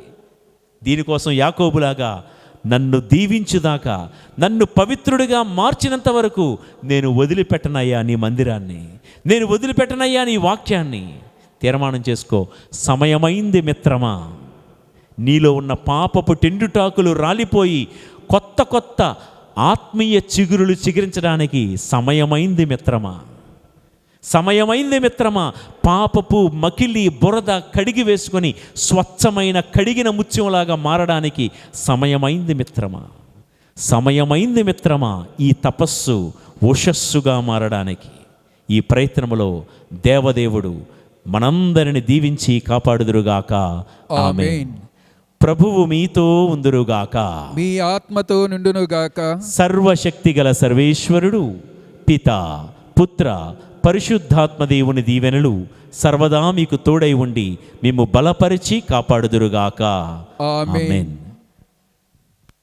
ప్రియులకు దేవుని బిడ్డలారా, ఈ తపస్సు కాలంలో నేటితో విభూదు బుధవారాన్ని మనం ప్రారంభించుకున్నాము, Ash Wednesday. I wish you all fruitful and meaningful Lent. ఈ తపస్సు కాలం మనందరికీ ప్రయోజనకరమైన విధముగా మారాలని నేను ఆశిస్తూ, ఈ తపస్సు కాలంలో వచ్చే ప్రతి శనివారం తపస్సప్త శనివారాలు కార్యక్రమాన్ని మనం చేపడుతూ ఉన్నాము. ఇదిగో, ఈ తపస్సు కాలంలో వచ్చే ఒక్కొక్క శనివారం ఒక్కొక్క ధ్యానాంశంతో మీ ముందుకు వస్తాం. అందరూ పాలు పంచుకోండి. ఈ యొక్క సందేశాలను మీకు వీలైతే మీ బంధువులతోనూ, మీ చుట్టాలతోనూ, తోటి విశ్వాసులతోనూ షేర్ చేసుకోండి. ఏ స్వప్రయోజనాలు ఆశించి కాదు, అందరం వాక్యములో బలపడాలి. ఈ కోడి కోత పేతురుకు వినిపించినట్లుగా ప్రతి ఒక్కరికి వినిపడాలి. ఇదే సంకల్పం. అన్నట్టు ప్రియులకు దేవుని బిడ్డలారా, ఈ మార్చి నెలలో ఈ తపస్సు కాలంలో వచ్చే ఈ మొదటి శనివారమే, అంటే మార్చి నెల 8వ తారీఖు పాప పశ్చాత్తాప పాదయాత్ర కోడూరు మాత పుణ్యక్షేత్రంలో జరుగుతుంది.